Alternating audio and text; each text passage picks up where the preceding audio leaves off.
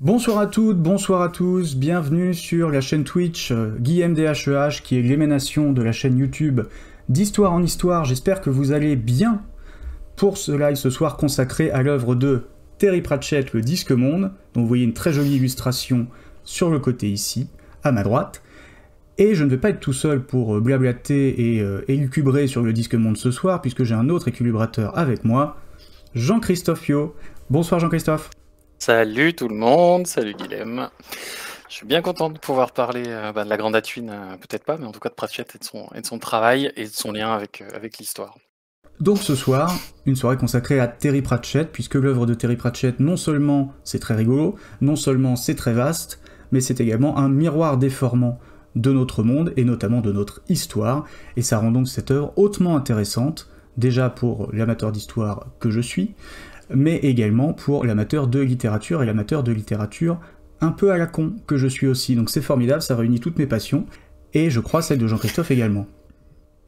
Pour la littérature à la con, je confirme, oui, pour l'histoire aussi d'ailleurs. Non, c'est vrai, moi, Pratchett, je suis tombé dedans quand j'avais... Ouh là là, je vais commencer à me faire mal d'entrée. C'était à peu près au milieu des années 90. Un copain m'a mis ça sous le nez. Je me souviens, c'était une édition pocket, bien dégueulasse, bien usée. Ça avait pas l'air super engageant au départ, et puis c'était le tout premier. Et je crois que j'ai lu 3 pages et ça fait partie de ces auteurs en fait où tu sais que tu as des coups de foudre en littérature et ça en fait partie. Moi j'en ai pas eu 50 des coups de foudre comme ça. Il y a Rabelais, il y a Molière et il y a Pratchett qui est clairement un des des grandes histoires d'amour littéraire dans ma vie, quoi. Mais c'est vrai que Pratchett fait partie de ces auteurs, je pense, soit on accroche un petit peu au délire, et dans ce cas-là on est emporté un peu comme par la marée, soit il y a beaucoup de résistance et c'est très difficile de suivre. Je sais que moi pendant longtemps Ouais, j'ai vu son œuvre un peu comme une espèce de truc un peu Monty Pythonesque.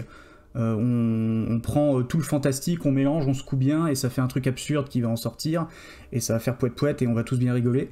Et un jour, je me rappelle, à cette époque-là, j'avais un vrai travail sérieux avec un chef, un directeur et tout. On sortait d'un audit, pour vous dire à quel point mon travail était chiant. Et on sort d'audit et on va boire un coup, parce qu'on n'est pas des bêtes. Et on se met à parler bouquin. Ouais, un audit, oh purée, ben oui, tout à fait. Et mon directeur me dit, mais en parlant de bouquins, etc., machin un peu fantastique et tout, là t'es en train de finir Elric de Melniboné, c'est très bien, mais est-ce que t'as déjà lu Terry Pratchett? Parce qu'en fait, en termes de level, mon gars, t'es pas prêt, tu vas te prendre une marche. Et donc, par curiosité, j'ai lu Terry Pratchett, et il se trouve, et je pense que j'ai eu de la chance, il se trouve que le premier sur lequel j'ai mis la main, c'est Auguet. C'est-à-dire, j'ai pas ouais. commencé avec Rincevent, j'ai pas commencé avec Les Sorcières, j'ai commencé avec Samuel Vimer. Et je pense que j'ai eu de la chance parce que tout de suite, toutes les parodies de coppers américains, c'est-à-dire de flics torturés, etc., c'est des clichés de cinéma qui m'ont parlé tout de suite. Et à partir de là, j'ai tiré la bobine, j'ai tiré le fil. Et Pratchett ne m'a plus jamais quitté et n'a plus non plus cessé de faire ployer mon étagère sous le poids des bouquins amassés naïvement sur une seule d'entre elles. Parce que mine de rien, il en a écrit le bougre. Il en a écrit un paquet. Et c'est vrai ce que tu dis. C'est marrant parce que Auguet, c'est celui que je recommande tout de suite quand on me demande assez souvent par lequel il faut commencer. Parce que le Disque Monde, c'est une imbrication de plusieurs cycles à l'intérieur d'un monde. Et il n'y a pas de. Enfin, il y a évidemment un premier roman et un dernier roman dans les dates de parution. Mais en fait, on peut vraiment l'attaquer par plusieurs sous-cycles dans les annales. D'ailleurs, ça s'appelle pas les annales par hasard. On peut vraiment prendre des tomes entiers. Et Auguet, c'est sans doute celui qui est le plus facile d'accès parce que l'humour de Pratchett est ultra référentiel. Pour, se, pour, s- pour choper un clin d'œil, pour choper une référence, il aime beaucoup la référence à tout ce qui tourne en pop culture autour du cinéma, autour des chansons. Pour capter un truc qui va te faire éclater de rire si jamais tu vois la référence et qui va te passer sous le nez forcément si tu l'as pas, c'est plus facile d'attaquer avec le polar, avec les codes du polar avec lesquels il s'amuse dans le cycle du gay. C'est vrai que voilà, le personnage du flic un peu alcoolo qui essaye de renoncer dans une ville où la police peut à peu près rien contre le crime parce que ils sont trois paumés dans un hangar et personne ne s'occupe de rien et du coup ils sont tous dans le renoncement vis-à-vis de ça. Tout le monde l'a vu, on a tous vu des polars américains des années 60 aux années 2020, tous traitent de cette idée-là du fait que de toute façon la corruption a gagné et que la ville est un cloaque, etc., etc.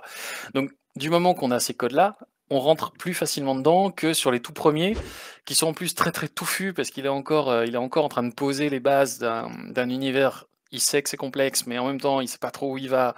On sent qu'il fonctionne par image et par vision beaucoup. Il a une image très visuelle, il a un humour très visuel, Pratchett, un humour très gaguesque dans les premiers. Les premiers, c'est vraiment du Looney Tunes, quoi. C'est vraiment le gag de Bip Bip et Coyote en permanence. Et puis bah, avec le temps, son humour a changé. Il a vu ce qu'il avait entre les mains. Il a vu qu'il allait pas faire que de la parodie, mais de la satire. Et quand il a commencé à faire de la satire, là il a pris une ampleur qui commence avec, à mon avis, le cycle du gay. Parce que d'un seul coup, son univers devient une manière de critiquer, pas forcément, mais en tout cas d'analyser le nôtre et de se faire plaisir sur les 2 ou 3 messages qu'il avait à passer. Et qui sont des messages qui, moi, me rappellent beaucoup ceux de Dickens au 19e, à un siècle d'écart. C'est vraiment les mêmes thématiques qu'il agite. Il y a beaucoup de points communs avec Dickens, et encore une fois, ça je le dirai jamais assez, lisez Dickens, c'est très drôle Dickens, c'est pas du tout du vieux truc chiant du 19e, c'est très très drôle Dickens. C'est un des points communs entre les deux.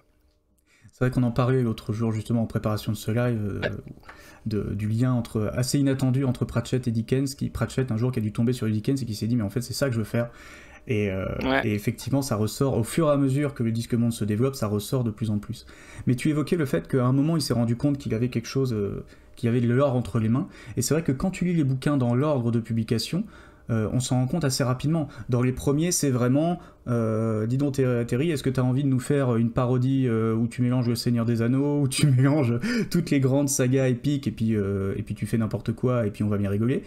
Et au bout de quelques tomes, on sent bien qu'en fait lui-même il commence un peu à se lasser, et puis il se dit mais en fait ce que j'ai entre les mains, ça peut me permettre d'être non pas seulement une parodie, mais un miroir déformant. Et comme tu dis, à partir de là, il glisse dans la satire, et ça prend tout de suite une autre dimension. Non, nous on rappelle dans le chat qu'ils ont Chicard au gay quand même, et Arme Fatale bien sûr. Faut pas sous-estimer un Chicard chargé. C'est vrai. Et, un Chicard chargé, c'est dangereux. Et Chloéza qui fait une remarque aussi qu'elle a commencé par Pyramide, et qu'elle rattrape doucement son retard. Et c'est vrai que moi il y a 2 bouquins au-delà du gay qui est effectivement peut-être un des plus référentiels et un des plus faciles d'accès, puisque tout le monde a déjà vu des polars, donc tout le monde a les clés pour réussir, peut-être pas à tout décrypter, mais en tout cas à accrocher suffisamment bien. Pyramide et Les Petits Dieux, je pense, sont peut-être 2 portes d'entrée relativement accessibles, parce que la mythologie égyptienne, on en a tous un petit peu des éléments en tête, qu'elles soient réelles ou déformées. Et Les Petits Dieux, c'est une parodie des 3 grands monothéismes, et même à certains moments des critiques de polythéisme aussi, comme dans Pyramide. Et ça aussi, ce sont des clés de lecture finalement que énormément de gens possèdent à des degrés variables. Mais comme de toute façon Pratchett peut se lire avec des degrés de lecture différents, c'est pas forcément gênant pour entrer dans le Disque Monde par ces 2 ouvrages-là aussi, me semble-t-il. Ouais. Et c'est des one-shots, c'est-à-dire que c'est des livres. Alors, on va retrouver quelques personnages des uns et des autres des 2 romans dans le reste du disque, et encore de Pyramide, je suis pas sûr. Non, on va trouver des références qu'on va retrouver dans 2-3 autres romans, oui. mais effectivement, on sait à la fin si on aime Pratchett ou si on arrête l'expérience. Généralement, on sait qu'on a trouvé un ton, un humour.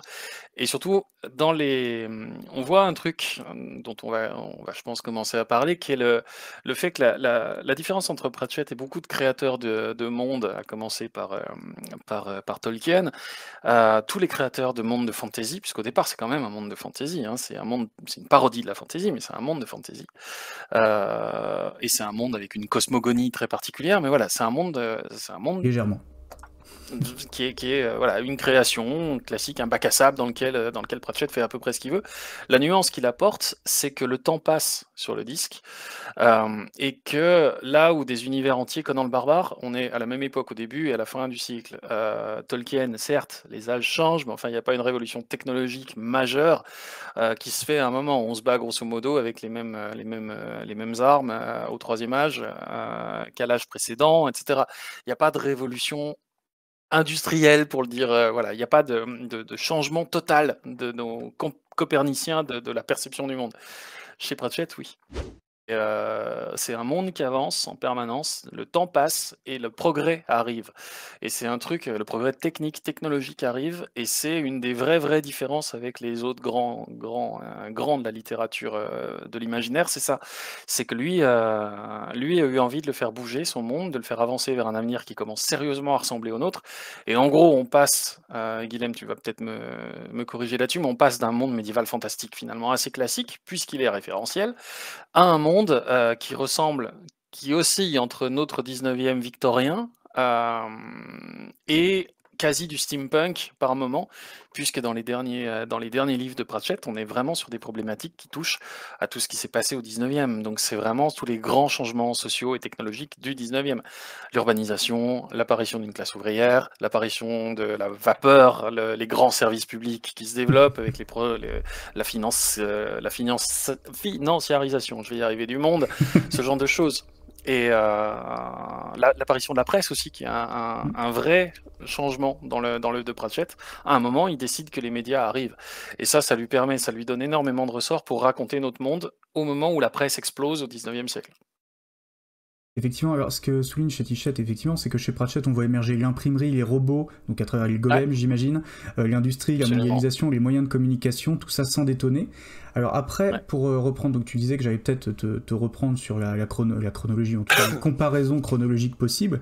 Ce qui est intéressant, c'est que toutes les institutions n'évoluent pas à la même vitesse aussi, et ça peut paraître un peu, on peut se dire, bah tiens, Pratchett a oublié de mettre à jour version 19e siècle tel élément de son univers, etc. Mais ce serait en fait une critique qui pourrait paraître légitime, mais qui en fait serait naïve, puisque dans notre monde réel et dans notre histoire réelle, tout n'a pas changé non plus à la même vitesse. Et il y a tout un tas, notamment au 19e siècle, d'institutions du 17e ou du 18e qui mettent très longtemps à évoluer et à changer.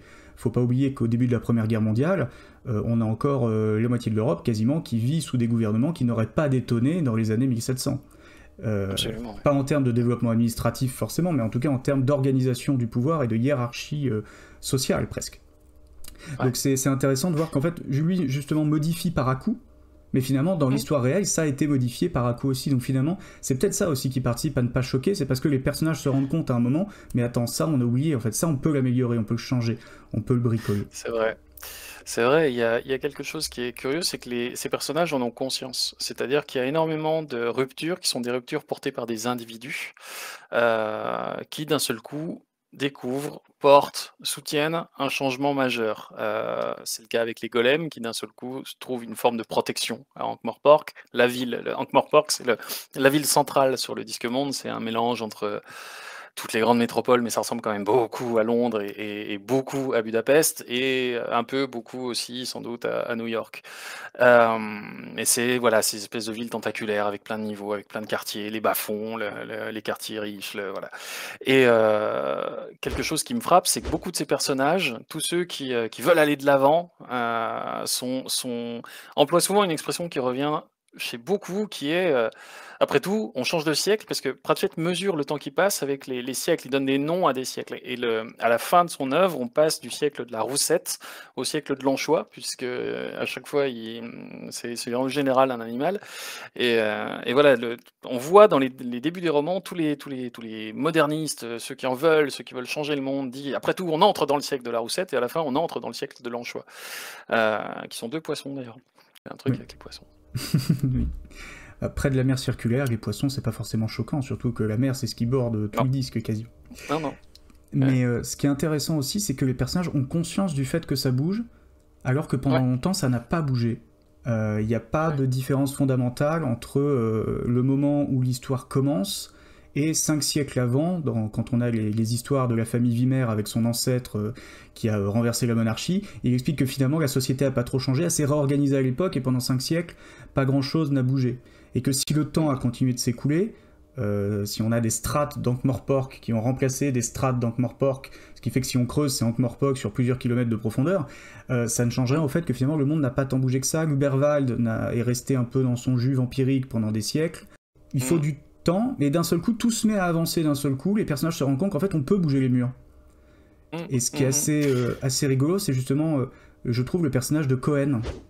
Donc Genghis Cohen, qui est un mélange entre Conan et Gengis Khan. Avec un dentier en diamant, mais sinon c'est un vieux Conan, ouais. C'est Conan, ouais. C'est un barbare, un aventurier barbare qui aurait, puisqu'il est, il est invincible vu que c'est un guerrier barbare et vu que c'est Conan, enfin Cohen, il a survécu à tous ces combats, donc il a vieilli. Et Pratchett s'amuse beaucoup à l'idée de savoir à quoi ressemble un vieux barbare qui perd jamais ses combats. John Cohen le barbare qui a 100 ans, qui a plus de dents effectivement, en tout cas pas les siennes, et qui a toute une philosophie de la vie qui s'inspire vaguement de celle de Conan le barbare, mais version petit vieux quoi. C'est-à-dire qu'au bout d'un moment, ce qui pour la fameuse parodie de Conan le barbare hein, dans lequel il le présente, c'est la scène du feu de camp où dans le film Conan, tous les guerriers autour du feu se demandent ce qui vaut, ce qui donne à la vie son sel. Et dans le film, évidemment, ils répondent tous par des trucs horribles, du style, prendre des villes, saisir des femmes, etc., et écraser tes ennemis. Et lui répond que ce qui donne tout son sel à la vie, c'est une nourriture qui se mâche facilement, et puis un bon rouleau de papier toilette. Et malgré ça, même ce personnage-là qui représente finalement le côté barbare, le côté le plus ancien du disque, finalement, la vie de nomade qui n'a jamais été dérangée, presque, qui n'a pas de loi, qui n'a pas de limite, même lui se rend compte que le monde change, ce qui fait qu'un de ses derniers coups d'éclat, c'est « je vais tenter de voler un empire ». Il a absolument tout volé, Cohen, dans sa vie. Voilà. Il a même volé... et à la fin, il se dit, comme en plus l'histoire accélère et que mon âge est bientôt terminé, je vais disparaître. Nous, les grands guerriers, les barbares, les espèces d'individus insoumis qui ne rentrent pas dans le système, on va disparaître. Parce que le disque est entré justement dans le siècle de la Roussette, et bientôt il va rentrer dans le siècle de l'Anchois. On arrive au bout du chemin, et on le voit arriver. Donc tout ce qui nous reste, c'est un dernier grand coup d'éclat. Et donc son dernier grand coup d'éclat, c'est même de défier une autre institution du disque, qui en théorie est indéboulonnable. Et donc il entreprend d'escalader la montagne des dieux pour essayer de tuer les dieux, pour essayer de voir ce qui se passe, tout simplement si on tue les dieux. Puisque tout s'arrête, est-ce que tout s'arrêterait pas pour tout le monde définitivement si on tuait les dieux ? Oui, c'est ça, c'est vraiment le dernier coup d'éclat du monde immobile face à la modernisation du monde, c'est vrai que c'est un peu ça. Mais c'est vrai que ce passage du monde médiéval au monde victorien, pour lui, c'est un ressort absolument génial, parce que comme en plus il fait ça à l'échelle d'un monde entier, où il lui suffit en gros d'inventer la nouvelle région du monde qu'il arrange, ça lui permet de creuser énormément de choses. Et il y a un de ceux où il commence vraiment à s'amuser avec ça, avec le temps qui passe et la géographie aussi, c'est Witches Abroad. Je sais plus comment il s'appelle en français, celui-ci. C'est celui où ces trois sorcières commencent à se balader dans plein de pays étrangers. Et découvre les mœurs des autres pays étrangers. Et on se balade du côté du Mississippi du 19e avec des grands bateaux à vapeur, à aube. Alors ils ne tournent pas à la vapeur à ce moment-là encore, elle n'est pas inventée. Il y a encore des petits démons qui font tourner les roues. Et puis petit à petit, voilà, il va arriver à décrire des mondes qui sont dans des univers temporels qui commencent à converger, les uns plus avancés que les autres.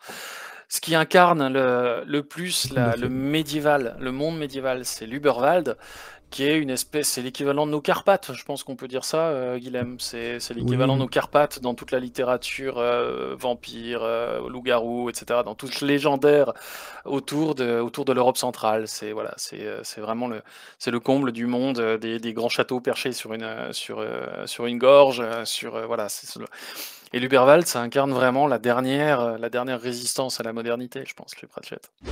Effectivement, l'Uberwald, alors après c'est compliqué parce qu'il mélange plein de choses d'un seul coup. Il y a typiquement en Uberwald, il y a les nains qui sont normalement quelque chose qui vient plutôt de la mythologie scandinave, mais en même temps il cale les loups-garous et les vampires qui sont effectivement plutôt du folklore balkanique et sud-alémanique, on va dire, sud-germanique, donc bohémien aussi un petit peu à la rigueur avec la Tchéquie et la Slovaquie, un peu toute cette région-là, grosso modo de la Tchéquie et de la Slovaquie jusqu'à la mer Noire quasiment, en excluant le monde hellénique.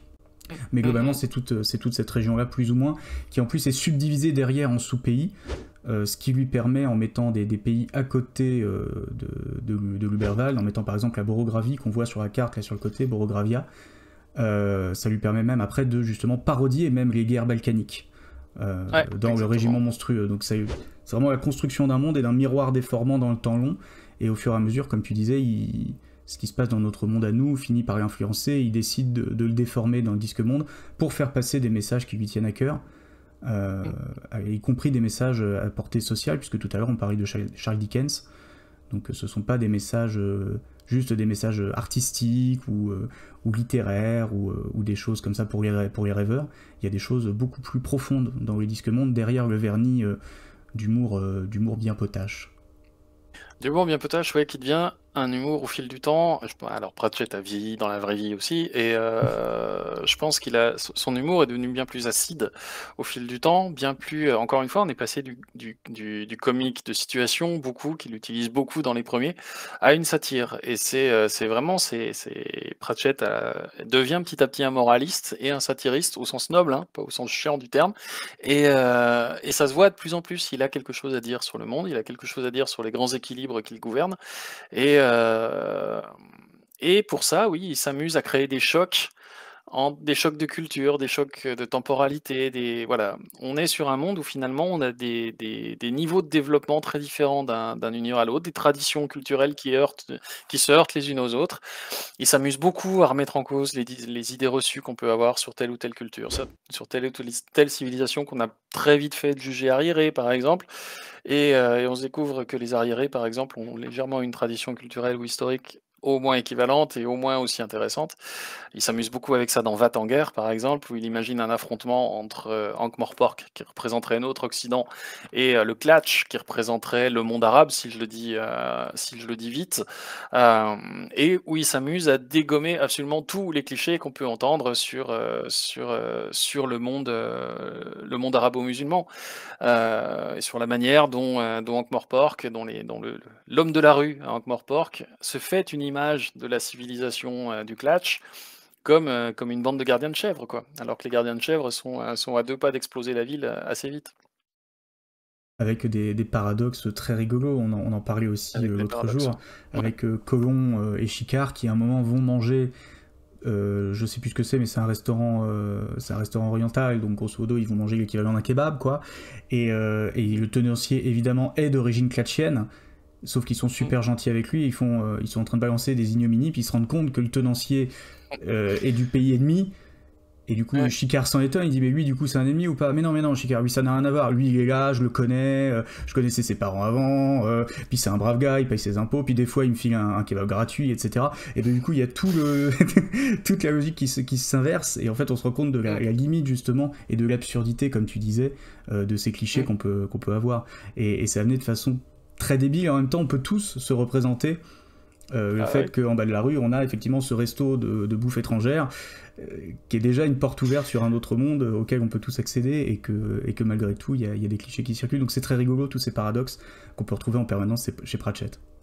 Mais il utilise le même procédé que Desproges dans un sketch assez célèbre sur l'épicier arabe, qui a quand même bien du culot d'être ouvert jusqu'à minuit le soir et de se lever à 4h du matin, quoi. Il vient voler le travail des Français, et il s'amuse à retourner exactement le même message là-dessus. Et c'est vrai que il utilise ce moteur narratif plusieurs fois, et ça marche à chaque fois, parce que voilà, il s'amuse à nous renvoyer un miroir de nous-mêmes qui est pas toujours glorieux, quoi. Et du coup, ce qui est intéressant, c'est qu'il arrive à la fois à nous montrer un monde qui bouge et un monde qui est très très ancien. On l'évoquait aussi en préparant le live, dans les premières aventures qui sont déjà qui sont quand même plus potaches et plus légères, il fait des efforts colossaux pour nous montrer que ce disque monde sur lequel Crapahut Rincevent, il est là depuis extrêmement longtemps, il arrête pas de croiser des anciens monuments qui sont du coup mis en tourisme de façon plus ou moins improvisée, puisque Rincevent n'est pas tout seul dans cette pérégrination. Malheureusement pour lui, dans le sens où il n'a pas du tout envie d'être là, et qu'il aurait été bien tranquille s'il n'avait pas croisé le premier touriste de l'histoire du disque monde quand même, avec des cités anciennes, des civilisations de la mer circulaire, des peuples qui font des sacrifices et qui finalement se mettent à considérer que une boîte avec des pieds c'est une divinité valable comme une autre, ce genre de situation un peu ubuesque, il y a des efforts considérables qui sont faits pour nous montrer l'ancienneté de cet univers. Ouais, bah, en fait, je pense que c'est pas son personnage de touriste qui découvre le disque monde dans le premier roman, et une façon, enfin, c'est nous, hein, c'est le lecteur. Il nous prend par la main avec un bonhomme qui va s'étonner d'absolument tout ce qu'il va voir, exactement comme le lecteur s'étonne de tout ce qu'il va voir. Et c'est vrai que le fait de prendre un touriste qui va s'intéresser à tout ce que plus personne ne voit finalement au quotidien sur le disque, c'est intéressant parce qu'il nous pointe le fait que c'est un monde ancien. Ouais, tout de suite, ce qui intéresse ce touriste qui s'appelle Deux Fleurs dans les romans, c'est de photographier des monuments qui montrent une ancienneté que plus personne ne regarde, parce que à Paris, plus personne ne regarde la Tour Eiffel. Et plus personne s'étonne de traverser la cour carrée du Louvre, alors que les touristes viennent du bout du monde pour voir la Tour Eiffel et pour voir la cour carrée du Louvre. Tandis que la personne qui habite là, elle ne le voit plus. Et c'est un moyen assez génial de nous montrer que c'est un monde, Ankh-Morpork en particulier, est un monde très ancien. Oui, puisque Ankh-Morpork, on le disait tout à l'heure, c'est une ville qui est tellement ancienne qu'à force de voir le sol se tasser, les niveaux inférieurs ont fini par s'embourber, puis on a reconstruit par-dessus, ce qui fait que les caves actuelles des habitants d'Ankh-Morpork, ce sont en fait les greniers d'il y a 3 ou 4 siècles qui ont été engloutis, puis sur lesquels on a reconstruit. Donc sous Ankh-Morpork, c'est encore Ankh-Morpork. Ce qui est assez, ce qui est d'ailleurs il se trouve qu'il a piqué cette idée-là à Londres. Il y a des quartiers de Londres où c'est effectivement le cas. C'est-à-dire que d'anciens greniers sont devenus des caves à charbon parce que la ville a grandi sur elle-même, par-dessus elle-même, et pas en s'étendant. Enfin, c'est étendu aussi, mais pas seulement en s'étendant, mais plutôt en se verticalisant. Et c'est vrai qu'il s'est bien amusé avec ça, mais ça encore, c'est des choses réelles. Les rues d'Ankh-Morpork qu'il décrit, où on descend de la chaussée vers le trottoir au lieu de monter sur le trottoir, ça existe à Londres, et ça existe dans un paquet de villes. Donc c'est vrai que c'est aussi une autre manière. La manière dont le temps passe chez Pratchett, ça se fait par accumulation, par couche. Ça sédimente. C'est ça sédimente, c'est le mot que je cherchais. Et c'est ça qui est assez balèze, je trouve, chez Pratchett, cette capacité à reprendre un élément très concret, parfois très anecdotique, et à le réinsérer dans son univers pour lui donner de la consistance et de la crédibilité. Il y a ça, il y a la manière dont petit à petit il organise son monde. On va vers un... Sans dire qu'il reproduit la diplomatie de la fin du 19e et du 20e siècle, avec la construction d'une sorte de concert des nations, ça repose quand même beaucoup sur ça. L'organisation progressive géopolitique du monde est un truc qui est assez frappant. C'est-à-dire qu'on passe d'un monde de petits royaumes isolés à un monde avec une grande puissance au milieu qui peut quand même pas faire sans les autres puissances autour. Donc en gros, on a nos États-Unis et puis on a notre cœur de l'Empire, notre Londres victorien, voilà, et on a tout le reste autour. Et petit à petit, c'est un monde qui s'organise, qui commence à discuter, la diplomatie commence à prendre... ça devient un monde pas pour les petits joueurs, il faut des stratèges, il faut des grands chefs il faut des hommes d'État, et petit à petit, Pratchett s'intéresse de plus en plus à ces chefs d'État, à la manière dont ils organisent le monde dans Va-t-en-Guerre, donc qui est le récit d'une presque guerre qui se déclenche pour une question de territoire. Une île apparaît entre Ankh-Morpork et le Clatch, et évidemment tout le monde s'engueule pour savoir à qui appartient cette île. Et en fait, c'est pas juste un conflit entre les deux territoires, entre Ankh-Morpork et le Clatch. C'est un conflit où tout le monde regarde qui va tirer le premier, qui va faire quoi, qui va commettre la faute, qui va faire qu'on va soutenir tel ou tel camp. Et c'est une des obsessions d'un des dirigeants, de Veterini, le dirigeant d'Ankh-Morpork dans le livre, c'est de rappeler en permanence que le monde regarde. Et voilà, c'est l'image même du diplomate de très haut niveau, du chef d'État, qui sait très bien que la diplomatie est un monde complexe où le moindre signe, la moindre faute se paye cash. Effectivement, il y a l'affirmation de certaines grandes puissances et la disparition d'autres. Par exemple, le Joli Môme, l'histoire du Joli Môme, par exemple, est assez dramatique, puisque c'est techniquement le plus vieil empire du disque. Pendant tout le livre Pyramide, il est matraqué qu'il y a 7000 ans, ils étaient déjà là, que ce sont les premiers, qu'ils ont tout fait, tout inventé, et qu'après ils se sont fait piquer leur technologie, puis leur territoire, de façon anecdotique, pour pouvoir continuer à exister, parce qu'ils finissaient par plus être assez nombreux, plus assez puissants. À la fin, on a l'impression que justement, grâce à la modernisation, ils vont continuer à exister, Mais même dans ce cadre-là, finalement, ça devient une puissance secondaire. Et finalement, la réorganisation des grandes puissances, il y a Ankh-Morpork au premier plan, l'Empire agatéen de loin un peu, on sait pas trop, 4X qui réussit à s'imposer, qui est une espèce de parodie de l'Australie, et puis Uberwald, comme dans un réaménagement finalement de ces puissances occidentales qui organisent le monde, qui le modernisent, et depuis lesquelles finalement toute la technologie moderne irrigue le reste de l'univers. C'est ça. C'est vraiment, ouais, on va de la fin des barbares au début des peuples barbares, vus comme barbares, à une structuration du monde. Et ce qui est intéressant, c'est qu'au-delà des technologies, au premier rang desquelles donc les claques, c'est-à-dire les tours sémaphoriques d'abord, donc avec le système SHAP, c'est-à-dire on bouge les ailes et ça fait des symboles qui correspondent à des lettres, et donc on peut communiquer des messages en regardant simplement les gestes que fait cette espèce de géant absurde à l'horizon avec ses pales, un système d'éclairs lumineux qui permet d'aller beaucoup plus vite sur le modèle du télégraphe, mais sans les câbles, donc c'est quand même vachement plus pratique, et vachement plus léger à installer accessoirement. Il y a aussi le train, évidemment, avec Moïse van Ludwig qui organise justement cette liaison infernale Ankh-Morpork-Uberwald jusqu'à Condom-Schwarzenberg avec l'aide de tout un tas de roublardises, puisqu'il s'agit évidemment de Monsieur van Ludwig. Et puis même les idées finissent par se répandre, puisque l'un des derniers ouvrages du Disque Monde, c'est Coup de tabac, donc Snuff, en version originale. Et là, ce qui se répand, c'est quelque chose auquel, peut-être dans le Disque Monde, on ne pensait pas, mais c'est presque l'abolitionnisme et l'antiracisme, puisque Wimmer, qui est pourtant devenu malgré lui le symbole de la classe dirigeante aristocratique, qui gouvernait le monde déjà un petit peu avant, mais qui va commencer à le gouverner de plus en plus, puisque maintenant tout est connecté, prend fait et cause pour la minorité opprimée du disque depuis des temps immémoriaux, c'est-à-dire les gobelins, qui sortent de nulle part, et d'un seul coup dont on se dit, en fait, il y a un problème, on a oublié cet aspect-là de nos sociétés. Il y a une bascule, à mon avis, à partir du moment... Je pense vraiment que le point de bascule où il se dit, tiens, ça y est, je l'ai fait rentrer dans notre para 19e siècle, je pense vraiment que c'est l'invention des médias. C'est à partir de celui-ci qui commence à vraiment se dire, en fait... le changement du monde n'est pas que technologique, il est idéologique, on rentre dans un autre rapport d'influence, dans une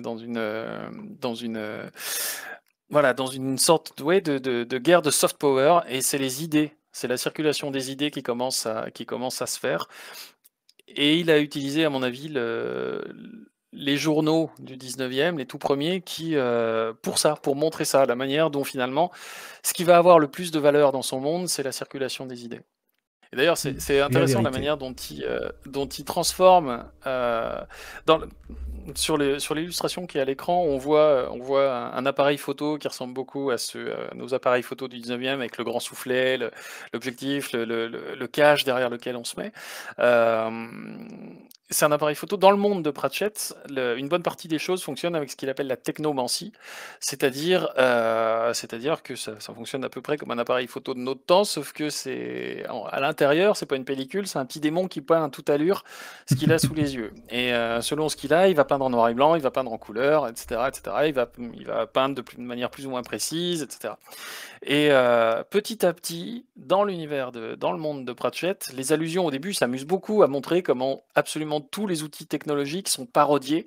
Il y a eu au moins 3 ou 4 romans où il s'est beaucoup amusé avec les premiers organiseurs électroniques de la fin des années 90, avant qu'on ait des smartphones, les machins qui faisaient bip bip bip toutes les 2 secondes dans la poche et qu'on avait tous envie de balancer contre le mur après 3 minutes. Il s'est beaucoup amusé avec ça. Et en fait, c'était à chaque fois un petit démon qui faisait « Hey !»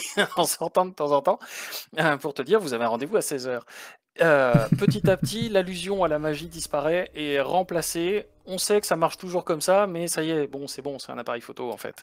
Et les allusions sont de moins en moins fréquentes à ça. La technomancie cède petit à petit la place à la technologie tout court. En fait, on oublie. Et à la fin, c'est plus des démons qui font rouler les trains, c'est bien la vapeur comme dans notre monde. Et ça devient des discussions d'ingénieurs, plus de mages. C'est ça, ce qui fait d'ailleurs qu'à la fin, il est obligé de faire un bouquin sur les mages, en se demandant, mais dans ce monde ultra technologique et presque réaliste que je suis en train de mettre en place, mais mes vieux couillons avec leur chapeau pointu, j'en fais quoi? Et en fait, toute son parce qu'au départ, enfin, les mages d'Ankh-Morpork sont réunis en université, les mages sont formés. Pratchett a toujours décidé de prendre les mages pour se foutre de la gueule des universitaires, ça il l'a fait depuis le début, mais disons que ça devient de plus en plus de l'université et de moins en moins les mages. Au début, ça lui sert beaucoup à s'amuser avec la magie, à la fin, ça lui sert beaucoup à s'amuser des débats universitaires, de la création, de l'arrivée de nouveaux chercheurs qui bossent sur des trucs que les vieux chercheurs comprennent pas du tout, ou regardent un peu avec condescendance. Il s'amuse beaucoup à décrypter le fonctionnement des universités, avec le fait qu'en fait personne ne sait vraiment qui fait quoi et où et comment, et ça retombe toujours sur un même mec qui se retrouve à tout gérer dans son service alors qu'il est absolument pas équipé pour ça, mais qui du coup petit à petit prend du galon parce qu'en fait il y a rien qui tourne sans lui. Donc il s'amuse beaucoup avec ça, alors qu'au début il s'amusait surtout, voilà, c'était ses grands thèmes, c'était les étudiants qui en foutent pas une et les universitaires qui sont contents quand ils ont 3 repas chauds et que surtout, enfin, comme il le dit à un moment dans un de ses bouquins, je crois, l'université, enfin le mage, c'est un type qui est content enfin, qui trouve que l'université ce serait encore plus super s'il n'y avait pas d'étudiants, quoi. Oui, oui, il le dit à plusieurs reprises dans plusieurs bouquins où il y a les mages, effectivement. Il passe leur temps à se plaindre du fait qu'il y a des étudiants partout, c'est insupportable, on peut pas glander tranquille. C'est ça. Donc On peut pas glander tranquille. Voilà. Et effectivement, avec le département des hautes énergies et puis le développement de l'informatique à travers donc SOR en français, X en version originale, qui finit par être un ordinateur qui se développe tout seul, ce qui fait que même ces concepteurs ne savent plus comment il fonctionne et comment ils peuvent le modifier puisqu'il le fait tout seul. Avec des moments où ils font mais elle était là la fourmilière hier, je sais plus, je sais pas, j'ai pas fait attention. Pourquoi il y a une fourmilière par contre, je sais pas, je sais plus, j'ai pas fait attention non plus. Donc c'est avec des moments évidemment absurdes. Et effectivement, progressivement, l'université est parodiée, mais finit, comme tu le dis, par devenir un institut de recherche, comme on voit à l'image. Ils finissent même par s'intéresser à ce globe-monde, qui est une espèce d'anomalie, forcément, sur un disque-monde plat. Ça n'a aucune logique, hein, une planète. Et c'est vraiment ça sur l'image que tu as mis à l'écran, qui est une parodie de l'illustrateur. Il y a effectivement le mage qui est en train de poser la main là, sur la sphère en verre là, qui renverse notre univers. Juste à côté, à droite, le personnage avec une tête un peu effrayée et l'orang-outan dans les bras, c'est le jeune chercheur par excellence, c'est il s'appelle Cogit Stibon, et c'est celui qui amène c'est un peu l'équivalent du premier physicien quantique par rapport aux anciens physiciens qui devaient effectivement regarder ça d'un air un peu étonné, quoi. Ouais, c'était un beau passage. Ça, c'est un des meilleurs. Hors Disque Monde, cette illustration a servi à une série de bouquins qu'il a fait, qui s'appelle La science du Disque Monde, qui était une série de bouquins qu'il a fait qui sont de l'ordre de la vulgarisation scientifique. Il a fait ça avec 2 chercheurs britanniques aussi. C'est une sorte d'histoire générale des sciences, mais racontée à la mode Pratchett.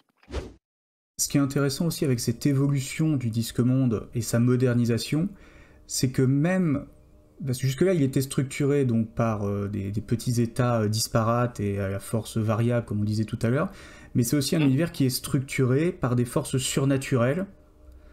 Donc on a évoqué un petit peu les divinités qui ont la particularité d'exister et d'être de plus en plus puissantes au fur et à mesure qu'elles accumulent la foi de leurs fidèles. Donc c'est-à-dire qu'un grand dieu peut parfaitement disparaître si plus personne ne se met à croire en lui, et à l'inverse un petit dieu, il y a une astuce dans cette référence, peut parfaitement devenir une très grande divinité si la croyance se répand et si la foi des fidèles lui est conférée. Mais il y a aussi d'autres forces qui, elles, n'ont pas besoin qu'on croie spécialement en elles pour exister. La mort, la guerre, le temps. Et même ces forces-là finissent aussi par se moderniser parce que la conception d'elles qu'ont les êtres humains évolue et que la façon dont les humains se les représentent les influence. C'est très bien expliqué dans Procrastination, où on se rend compte que la guerre avec le temps, puisqu'on est dans un monde qui est globalement en paix, c'est un peu assagi. La famine qui avant donc réduisait des peuples entiers dans des états de déshérence absolue, finalement on est réduit à provoquer des cas d'obésité morbide, parce que du coup il n'y a plus spécialement de famine en fait. Aujourd'hui l'agriculture ça se passe plutôt bien. Il utilise les 4 cavaliers de l'Apocalypse, donc la mort, la famine, etc. Et la guerre, un des 4 cavaliers de l'Apocalypse, en est réduit quand il apparaît à s'intéresser au combat entre 2 fourmilières parce que le monde est en paix à ce moment-là et il croit plus vraiment à sa mission. C'est la grande idée de Pratchett sur ces personnifications anthropomorphiques. C'est comme ça qu'il les appelle. C'est pas vraiment des dieux. Ça rappelle un petit peu ce qu'a fait Neil Gaiman dans Sandman en fait. C'est avec Dream, avec les autres. C'est une projection comme les êtres humains croient que la mort peut pas être un truc aussi assez absurde pour être complètement désincarné, ils l'incarnent. Donc ils imaginent un grand squelette avec une faux. Pratchett, lui, il imagine où est-ce qu'il peut bien vivre ce squelette, voilà, et puis vous le voyez à l'écran, c'est notre mort à nous, hein, elle est là pour tout, elle est là pour absolument toutes les créatures. Mais il adore les chats, mais il vit dans une grande maison où il essaye vaguement d'imiter un manoir victorien, parce que c'est une personnification qui vient des hommes, donc forcément il leur ressemble un peu, forcément il est un peu attiré par leur mode de vie, et il est curieux. Et donc petit à petit la mort s'humanise, si on peut le dire un petit peu comme ça, et il chope des réflexes, il essaye désespérément de comprendre comment fonctionnent les humains, parce qu'il les flingue tous à un moment ou à un autre, avec une certaine douceur d'ailleurs. C'est pas un personnage effrayant, la mort, chez Pratchett. C'est juste le dernier personnage qu'on croise, mais il est pas plus effrayant que ça, il est même plutôt curieux de nature, au point de s'impliquer dans les affaires humaines à plusieurs reprises, et c'est la même chose pour les autres personnifications. Alors la guerre, hein, qui est rangée des bagnoles, hein, qu'on retrouve c'est un peu caricatural, il est marié à une mégère, hein, qui tient qui lui explique ce qu'il aime dans la vie, et il aime pas la bière, il aime pas les saucisses, il aime le gruau. Voilà, il s'est beaucoup amusé à casser ces cavaliers de l'Apocalypse pour en faire en fait des petits vieux qui sont retirés du circuit, quoi. Et ça aussi, c'est cet affadissement des grands mythes, c'est aussi un truc où il décrit un petit peu notre monde, notre modernité, la manière dont finalement il n'y a plus beaucoup de... L'imagination est un peu moins au pouvoir. On est dans un monde qui est plus rationalisé, on s'est détaché petit à petit des grands symboles éternels, en fait, des grandes entités qui gouvernent nos vies. Et que même le chaos lui-même a fini par évoluer, par changer profondément de nature. Puisque donc c'est toujours dans Procrastination. Le chaos, qui à la base était une espèce de force qui littéralement retournait tout sur son passage et pouvait d'un seul coup faire s'effondrer les civilisations, qui était donc quelque chose de profondément craint, déjà a disparu pendant des siècles et des siècles, puisqu'on était effectivement sur un disque monde de stabilité et où pas grand chose ne bougeait, et dès que le monde se remet en route, entre guillemets, le chaos se renseigne pour savoir maintenant ce qu'on pense de lui et ce qu'il est supposé être, et d'un seul coup, en fait, il se rend compte que maintenant, il est plus associé à l'imprévu, au retournement de situation, et du coup, lui-même évolue à son tour, et le chaos se retrouve modernisé dans ce disque-monde qui s'engage à pleine voile vers la fin du siècle de la Roussette et le début flamboyant du siècle de l'Anchois.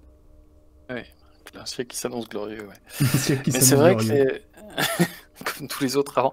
Mais ça aussi, il y a une forme d'ironie chez Pratchett sur l'idée, autant il est vraiment dans un monde où le progrès technologique est indéniable, hein, comme le nôtre, et apporte autant il a quand même une sorte de relativisme sur l'évolution des mentalités, où en gros, clairement, dans la philosophie de Pratchett, la nature humaine ne change pas d'un iota. La technologie change absolument pas ce qu'on en fait, et absolument pas les dangers qu'on peut tirer de la technologie. Il y fait allusion plusieurs fois, au travers notamment du personnage. Il y a un personnage qui est extraordinaire pour ça, pour cette transition d'un monde traditionnel, quasi immobile, à un monde moderne qui bouillonne en permanence, qu'il synthétise à lui tout seul. C'est notre Léonard de Vinci qui, chez Pratchett, devient Léonard de Kirm, et qui est un personnage, c'est le savant fou, enfin, le savant génial dans toute sa splendeur, celui qui, voilà, c'est un peu le Léonard de Vinci de la caricature, toujours prêt à griffonner, à inventer un truc, à passer à autre chose, etc. Et le même mec est capable d'inventer un nouveau service AT, et juste après un missile. Mais quand il invente un missile, dans la tête de Léonard de Kirm, c'est pas du tout ça peut absolument pas servir à la guerre. Enfin, personne ne ferait ça. Il faudrait être un jeune homme très négligent pour se servir de ça pour faire la guerre. C'est ça. Donc, vous voyez Léonard de Kirm à côté. Oui, là, on est vraiment dans la plus que référence. Et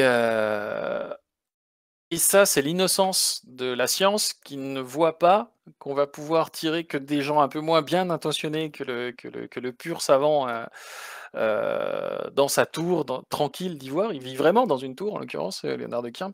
C'est une grenade dégoupillée parce que tout ce qu'il invente, entre de mauvaises mains, peut devenir, contre la vie de Léonard de Kirm, une arme de guerre, une arme de destruction. Sauf que lui, il ne le voit pas. Il pense que la morale humaine fait que jamais on pourrait se servir de ces... Il invente notamment un sous-marin avec une vis à l'avant, une vis sans fin. Et la première chose à laquelle pense tout le monde, c'est que ça va permettre de couler des bateaux, alors que lui a juste pensé qu'on pouvait s'accrocher à un bateau pour se faire tirer, pas du tout qu'on pouvait s'en servir comme arme de guerre. Et j'aime bien, moi, ce personnage, parce qu'il est vraiment dans C'est une façon de réfléchir au progrès et au côté double face du progrès. Ça apporte beaucoup, oui, mais voilà, entre de mauvaises mains, ça peut apporter aussi un sacré paquet de saloperies. Et il s'en sert, voilà, comme bon, c'est un peu voilà, cette caricature du scientifique qui pense pas forcément à toutes les implications de son travail. C'est un peu Einstein, quoi. Et comme dit Chétichette, heureusement que c'est Vétérini qui garde la tour. Et heureusement que c'est le politicien le plus génial du disque qui le garde. Ouais. C'est vrai. Ouais. Je note que tu as dit le plus génial du disque et pas le plus moral du disque. Ah non, ça c'est loin d'être le plus moral du disque. La nuance est subtile, mais importante. À chaque fois que quelqu'un invente quelque chose sur le disque monde, il y a un personnage qui rapplique pour essayer d'en faire un usage soit à son profit, soit détourné, soit etc. Quand la presse apparaît, au départ, c'est vraiment dans un esprit très noble, on va diffuser de l'information, on va raconter ce qui se passe vraiment, etc. Il faut environ 2 minutes avant que les tabloïds apparaissent et qu'on commence à lire des grands trucs sur les pluies de morue, voilà, tout. Ils s'amusent beaucoup. Et je sais pas de quand date exactement le premier livre où il parle de ça, mais c'est qui s'appelle La Vérité. Mais il y a clairement déjà toutes les problématiques autour des fake news d'aujourd'hui, elles y sont. Dans celui-là, qu'il a ce mantra qui revient toujours, la vérité, la rumeur va faire le tour du monde quand la vérité aura même pas eu le temps de faire ses lacets. Et quelle que soit la manière dont le journalisme se défend, il y a un mauvais journalisme qui ira plus vite que lui. Et quand le mauvais journalisme commence à se reconvertir, à faire un peu un travail sérieux, de toute façon, la rumeur est déjà partie. Donc il a une vision finalement assez noire, hein. En tout cas assez, je crois pas qu'elle soit cynique, mais un petit peu, pessimiste, en tout cas, peut-être, juste. Un pessimiste, peu pessimiste. voilà, pessimiste. Il y a vraiment un invariant chez lui, c'est que quelqu'un va foutre la merde. C'est voilà, ça c'est clairement un truc, c'est un thème qui est récurrent chez lui. Quelqu'un va déclarer une guerre, quelqu'un va vouloir faire du pognon, quelqu'un va vouloir escroquer ses contemporains, voilà, il y a toujours cette idée que le progrès cache toujours un gros piège quelque part.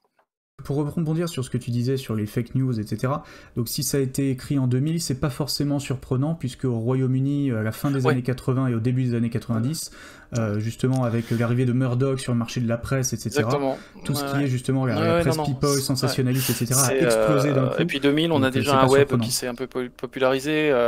C'est des outils qui sont plus... Je pensais qu'il était plus ancien que ça. Mais oui, il y a déjà, on voit quand même déjà que Internet va pas être la solution magique à ce moment-là. Ouais. Donc depuis tout à l'heure, on évoque un monde qui bouge, un monde qui évolue. Et ce qui est intéressant sur le disque monde, c'est que le temps, c'est pas seulement une notion, c'est littéralement quelqu'un. De la même façon que la mort, le chaos, la guerre, la famine et la pestilence dont on a parlé tout à l'heure, le temps, c'est quelqu'un, c'est une dame. C'est une dame qui a un époux qui est charmant, toujours très agréablement surpris de le rencontrer, et très éternellement surpris de le rencontrer, bien sûr, et qui a même aussi, au bout d'un moment, un fils. Et ça aussi, dans l'univers du disque monde, c'est pas une personnalisation anthropomorphique avec des conséquences anodines. Ouais. En fait, c'est ça. C'est comme pour la mort, comme pour d'autres grandes notions, effectivement, la croyance fait qu'à un moment, on pense... la mort, c'est assez facile. On voit tous comment on se fait une espèce de figure de ce grand squelette. C'est un personnage très très récurrent, comme le diable. Il y a tout de suite un imaginaire qui vient. Le temps, ça a été... Je sais pas pourquoi il a décidé de l'imaginer comme ça. En fait, le temps, manifestement, se matérialise au travers du regard d'un moine qui est arrivé à un tel niveau d'éveil qu'il arrive à voir cette notion dont tout le monde constate tous les jours l'existence, la réalité, l'impact sur nous, sur le vieillissement du monde, sur le nôtre, etc. Et puis à un moment, il le rencontre. Et une histoire d'amour naît entre les deux. Alors la mort aussi a une petite fille, mais disons que c'est par adoption. Là, en l'occurrence, le temps a vraiment un enfant avec un moine. Ça permet à Pratchett de faire beaucoup de choses d'explorer beaucoup de choses autour de. Il sert vraiment d'une réflexion sur le temps pour réaliser que le temps passe à des vitesses très très différentes selon le moment qu'on traverse, selon les expériences qu'on fait. Donc il s'amuse beaucoup avec ça, avec la relativité du temps. Et il s'amuse surtout à imaginer une nouvelle apocalypse, une nouvelle fin du monde, qui serait pas une fin d'ailleurs, mais qui serait une mise sur stop. Dans toute procrastination repose autour de ça. L'idée que le prochain danger, puisque le disque monde manque de se faire ravager un certain nombre de fois dans le cycle, Et après avoir failli exploser, après avoir failli être livré aux divinités infernales avec plein de tentacules partout, la plus grande menace qui pèse sur lui, c'est sans doute ça, c'est le moment où le temps peut s'arrêter, littéralement s'arrêter. Et là, c'est pas une destruction du monde, c'est juste un monde immobile, bien organisé, où plus rien ne bouge, ce qui répond, et sans spoiler le bouquin, autour du disque monde, tout l'univers est contrôlé par ce qu'il appelle des contrôleurs, qui sont des espèces de formes immatérielles qui surveillent le bon fonctionnement des choses, et que la vie dérange énormément parce que la vie, c'est l'imprévu. Les contrôleurs, ils aiment bien les mouvements des planètes qui sont réglés comme une horloge, et l'être humain fout la merde dans tout ça par son imprévisibilité, par son caprice, par son incapacité aussi à saisir la furtivité de l'existence. Ça les consterne, enfin, ils comprennent pas comment on peut perdre, comment on peut s'ennuyer alors qu'on a 75 ans devant soi, ça leur passe au-dessus de la tête. Et pour mettre fin à tout ce désordre qu'est la vie, ils imaginent la création d'une horloge tellement précise que le jour où elle entre en service, le temps se fige. Donc ils veulent pas la mort, ils veulent l'immobilité. Et c'est l'idée que l'immobilité c'est la fin du monde, c'est quand même un sacré foutu thème que moi j'ai pas souvent vu traité dans la fantasy ou dans la SF d'ailleurs. Des réflexions sur le temps à travers le disque monde, il y en a plein. Il y a notamment plein d'exceptions dans l'écoulement habituel du temps, mais ça on en parlera après, sinon on va se mélanger les pinceaux, on va pas s'en sortir.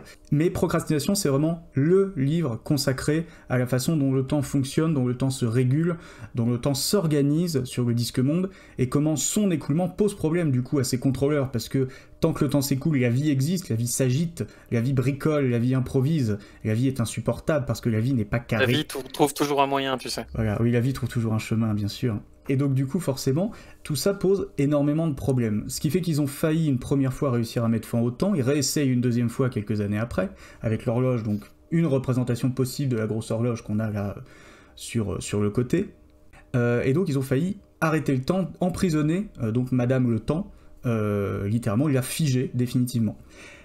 Mais heureusement, il y a une institution sur le disque qui a donc été fondée par Wen l'Éternel Surpris, qui est donc ce moine dont le niveau de conscience lui a permis d'entrer en contact avec Madame le Temps, qui a été mise en place donc, dans les montagnes au plus près du cœur du disque, au pied de la montagne des dieux. Et ce sont donc les moines de l'histoire, dont nous avons le plus illustre représentant sur l'illustration qui est à côté de nous, le balayeur Lutze. J'ai vu un petit cœur à côté de son nom tout à l'heure dans le chat, c'est lui, c'est bien lui.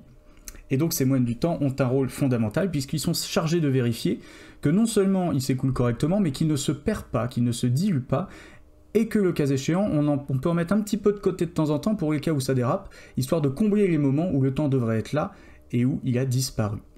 Et c'est vrai que leur boulot, leur mission, c'est effectivement de compenser les moments où le temps commence à déraper parce que soit des gens font joujou avec, soit l'humanité fait pas ce qu'il faut au bon moment, soit prend des risques, voilà, en gros ils sont là pour corriger les dérapages et pour ramener tout ça dans un canal à peu près propre où l'histoire se déroule comme elle doit se dérouler.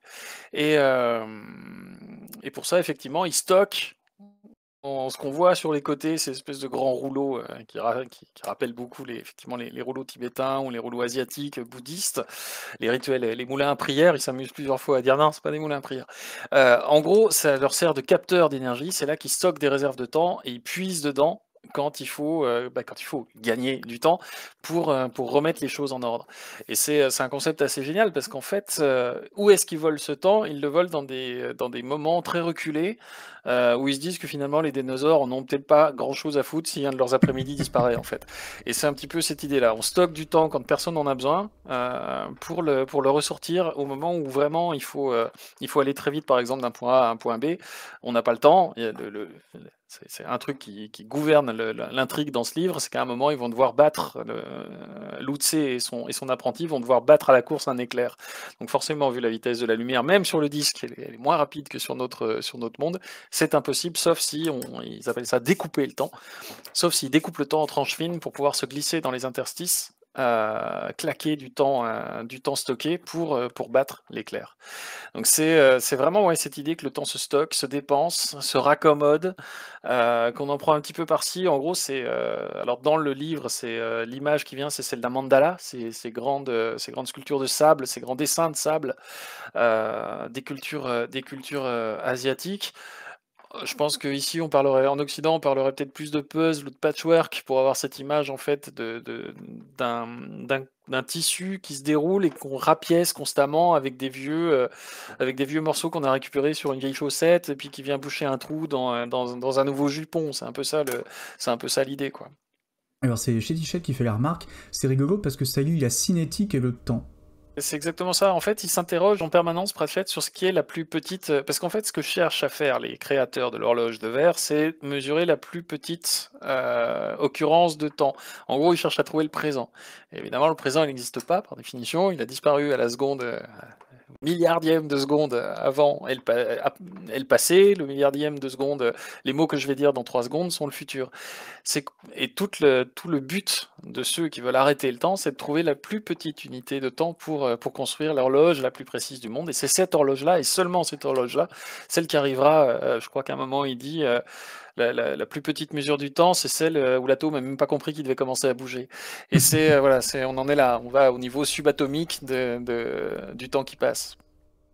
Ce qui du coup amène un certain nombre d'anomalies. Alors, des anomalies déjà parce que Procrastination est un livre qui arrive à peu près aux 2/3 de l'ensemble des publications du Disque Monde. Donc ça veut dire qu'il y a eu 2/3 avant où il n'avait pas réfléchi forcément Pratchett à comment fonctionnait le temps dans son univers. Donc forcément il y a des romans qui ont été écrits en suivant des règles qui auraient pu être un peu différentes. Tout à l'heure j'ai brièvement évoqué le cas du Joli Môme, qui est un royaume dans lequel rien n'a bougé ou presque pendant 7000 ans. Ouais. Il a vécu carrément dans une bulle chronologique qui se répète à l'infini. À cause des pyramides qui justement permettent d'immobiliser le temps à l'intérieur, dans les chambres mortuaires qui sont à l'intérieur. Ce qui fait que forcément les momies s'emmerdent un peu et sont pas forcément joyeuses d'une journée sur l'autre. On les libère, ouais. Elles sont un petit peu chafouines, on va pas se le cacher.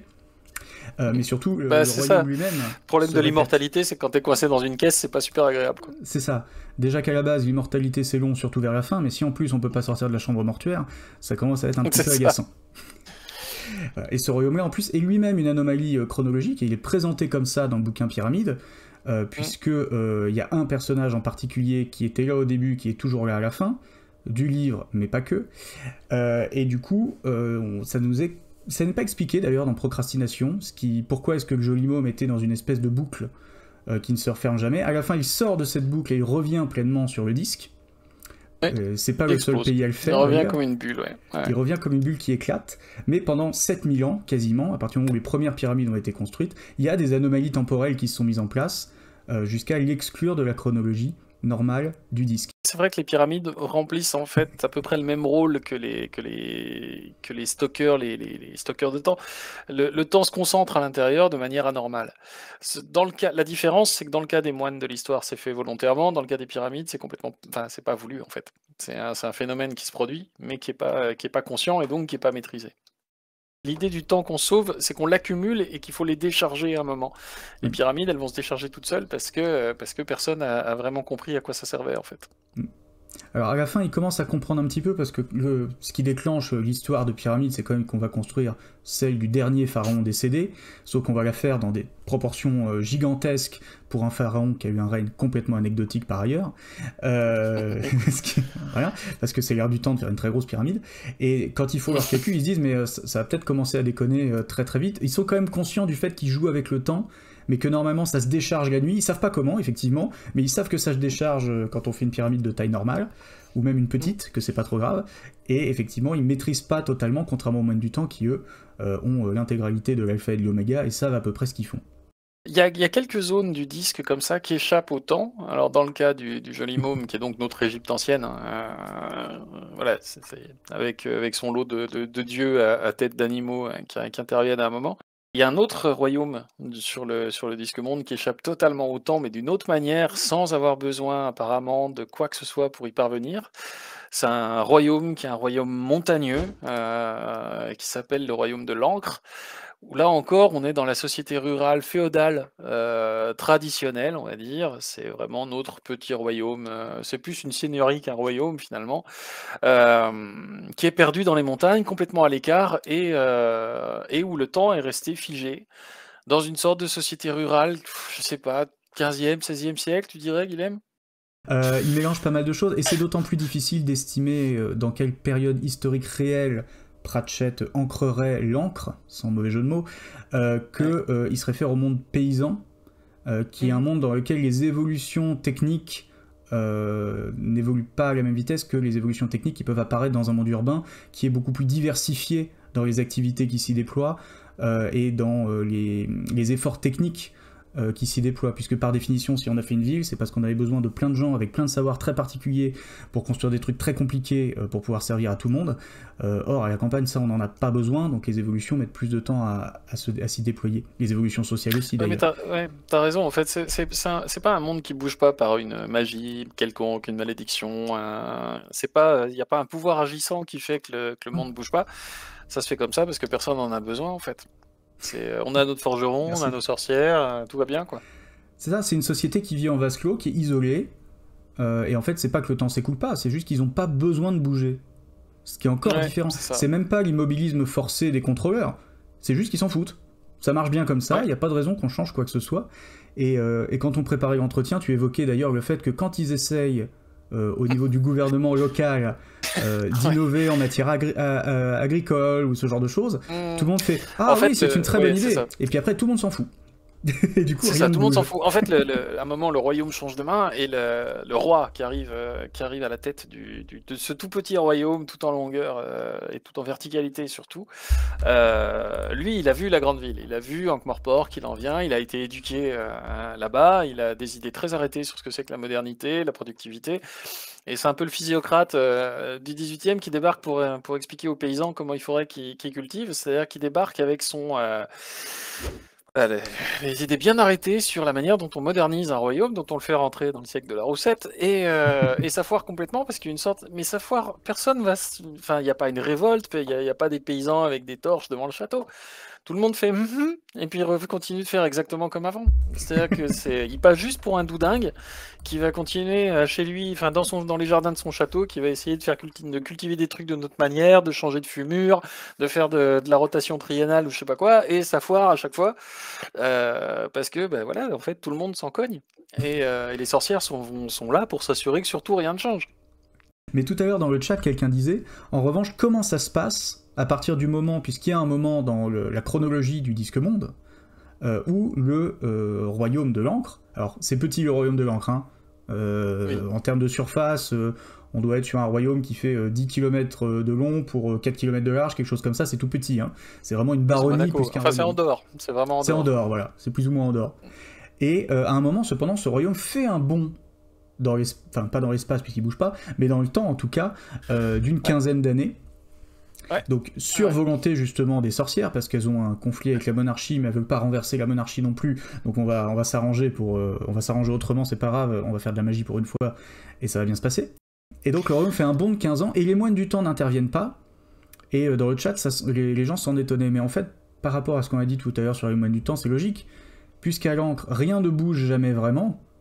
C'est un endroit où on peut prendre du temps très probablement et où personne ne réalise que ce temps a disparu. D'ailleurs, même quand l'encre disparaît pendant 15 ans, le disque monde autour ne le remarque pas, tellement il se passe rien dans le royaume de l'encre.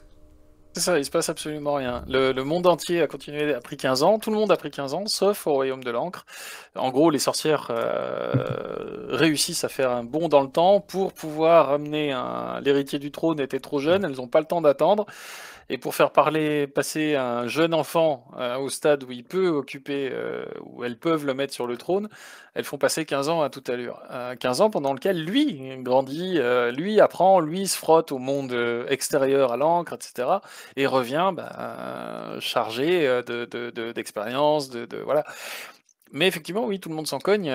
D'abord, tout le monde s'en cogne de l'encre, de manière générale.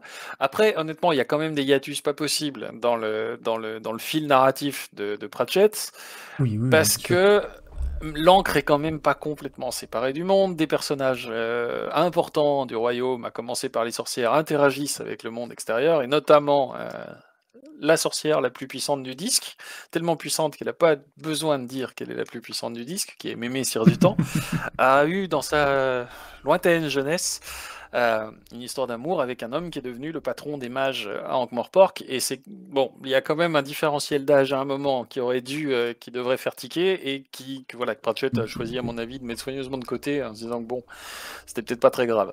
finalement, l'encre, c'est un royaume dont tout le monde se cogne, quoi. C'est ça. Et d'ailleurs, c'est dans les romans, c'est ceux dont il s'est servi le plus tard pour avoir toujours ce monde médiéval ou fin médiéval auquel il était attaché. C'est le cycle qu'il avait écrit, qui est un cycle du Disque Monde qui est plutôt destiné à un public plus jeune, hein, qui est le cycle de la jeune sorcière qui s'appelle Tiphaine, qui est celle qui va remplacer, qui va devenir à son tour une sorcière extrêmement puissante, mais qui prend, elle a 12 ans, je crois, quand il s'intéresse au personnage. Voilà, c'est resté son petit jardin secret, celui où il a encore ce monde stable, où il a ses repères, qui est quasiment un lieu de nouvelles ou de romans à part. Ça devient une petite bulle différente.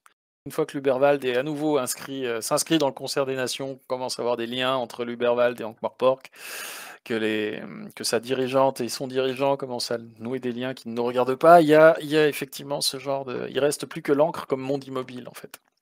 Il reste plus que ça comme petite parenthèse des temps anciens, finalement. Même les régions les plus reculées, d'ailleurs, puisque, par exemple, ils évoquent le royaume d'Owanda, qui est... Alors, à grands traits, parce qu'il l'évoque que très rapidement, hein, mais qui est à grands traits l'Afrique équatoriale. Oui. Dans lesquels, même là, la modernité commence à venir s'implanter, puisqu'il y a des plantations de coton, de cacao, etc., qui commencent à se développer, qui en plus développent l'esclavagisme vis-à-vis des gobelins. Donc il y a vraiment une intégration totale, même de ces régions-là qui apparaissaient comme reculées pour les personnages quelques romans en arrière, et qui d'un seul coup sont intégrés dans cette, j'allais dire, mondialisation. Oui, disque monde, donc ça marche. La mondialisation du disque. La disque mondialisation. Ouais, disque mondialisation, ça fonctionne. Cependant, il y a un autre royaume aussi qui, lui, est hors du temps sans l'être, ou en tout cas pendant très longtemps, qui est peut-être la plus grosse anomalie de l'univers du disque. C'est Catrix. Ouais, mais Catrix a une très bonne raison de déconner au niveau temporel, puisque Catrix est un continent qui n'est pas fini. C'est ça, oui, c'est Catrix. Alors pour ceux qui connaîtraient pas l'univers de Pratchett, c'est l'équivalent de notre Australie, on va dire. En tout cas sur ce qui la faune qui y vit et qui a grosso modo comme ambition de nous tuer dans d'atroces douleurs. Ça ressemble quand même pas mal à l'Australie de notre vrai monde. Ils appellent ça Catrix, ça peut s'écrire Catrix en lettres ou ça peut s'écrire XXXX. C'est ce fameux continent qu'on va voir sur l'écran, voilà, dont on n'est pas vraiment sûr qu'il existe, et puis on finit par le voir apparaître. C'est les mages, je crois, qui le découvrent. Comment est-ce que c'est Oui, c'est ça. C'est Rincevent malgré lui, puis les mages. C'est Rincevent malgré lui, oui.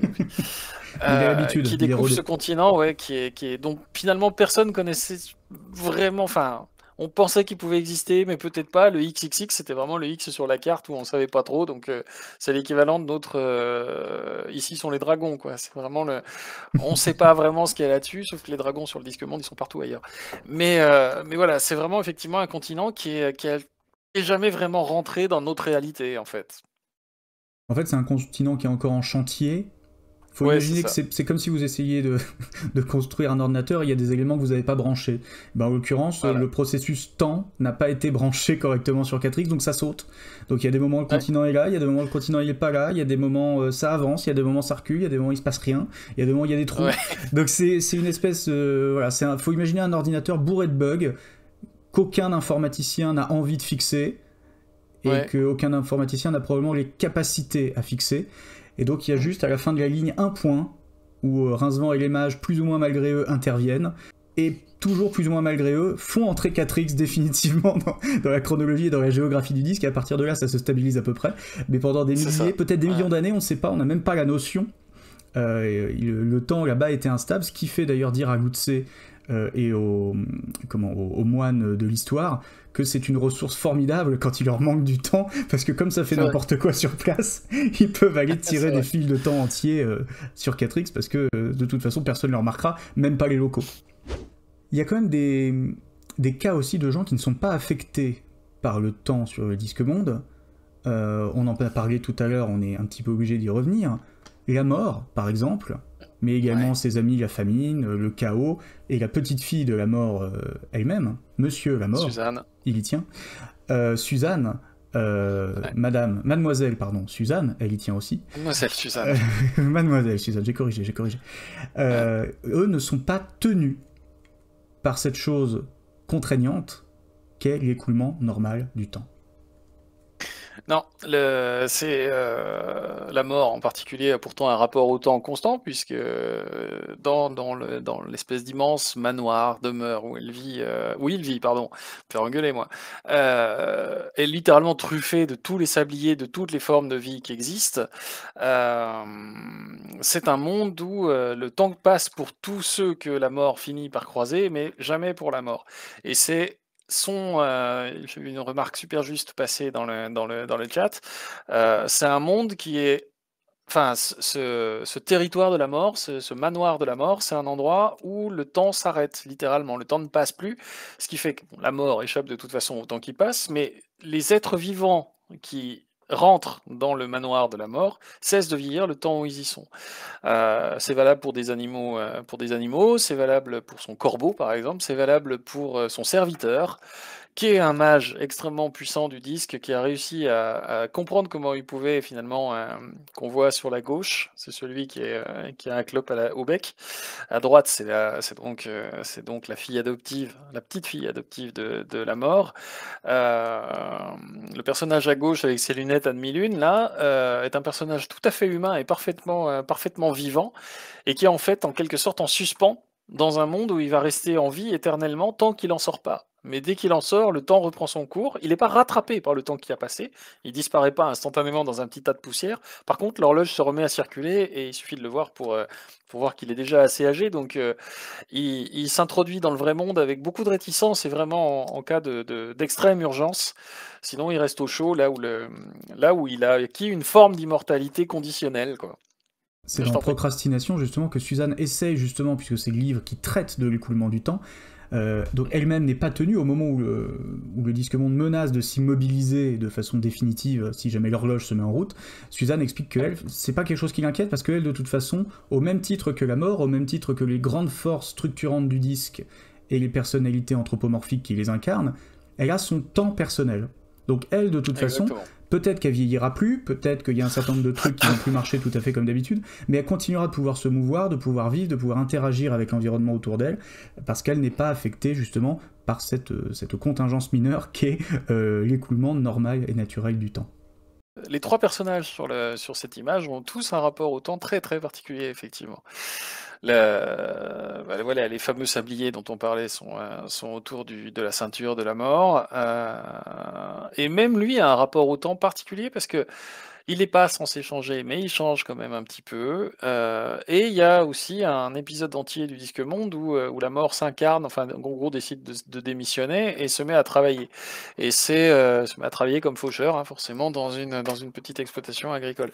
Et à ce moment-là, son rapport au temps devient différent puisqu'il suit les saisons, par exemple, vu qu'il attend la moisson.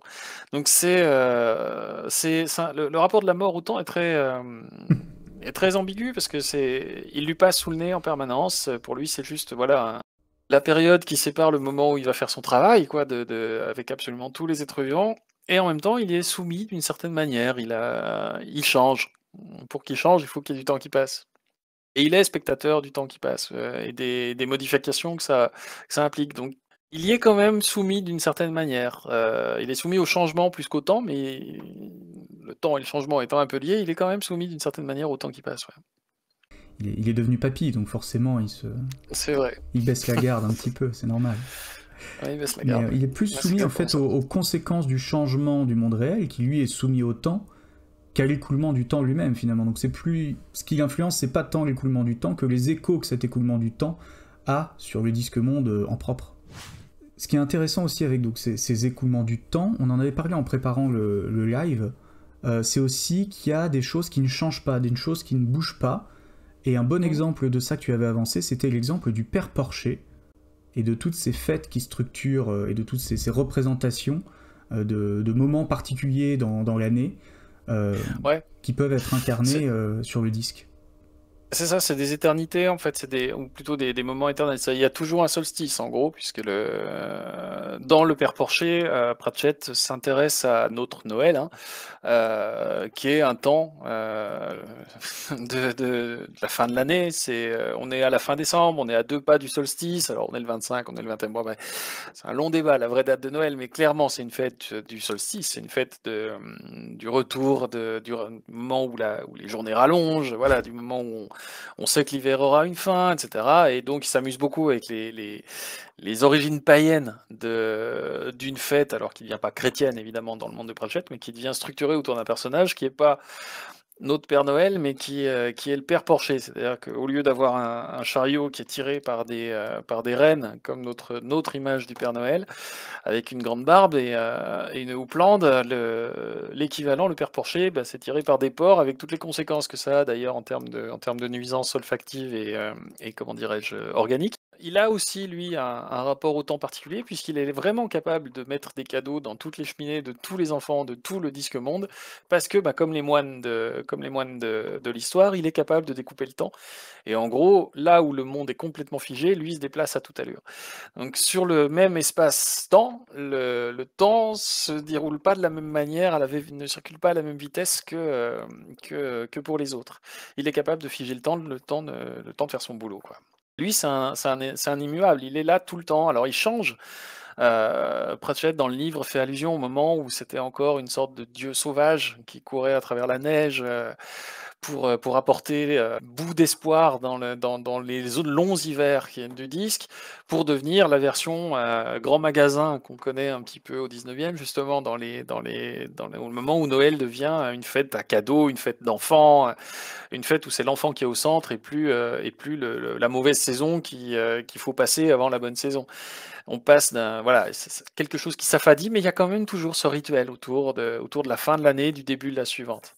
Toute l'intrigue du Père Porcher repose sur le moment où quelqu'un décide de se faire Noël, où on met un contrat sur la tête du Père Noël.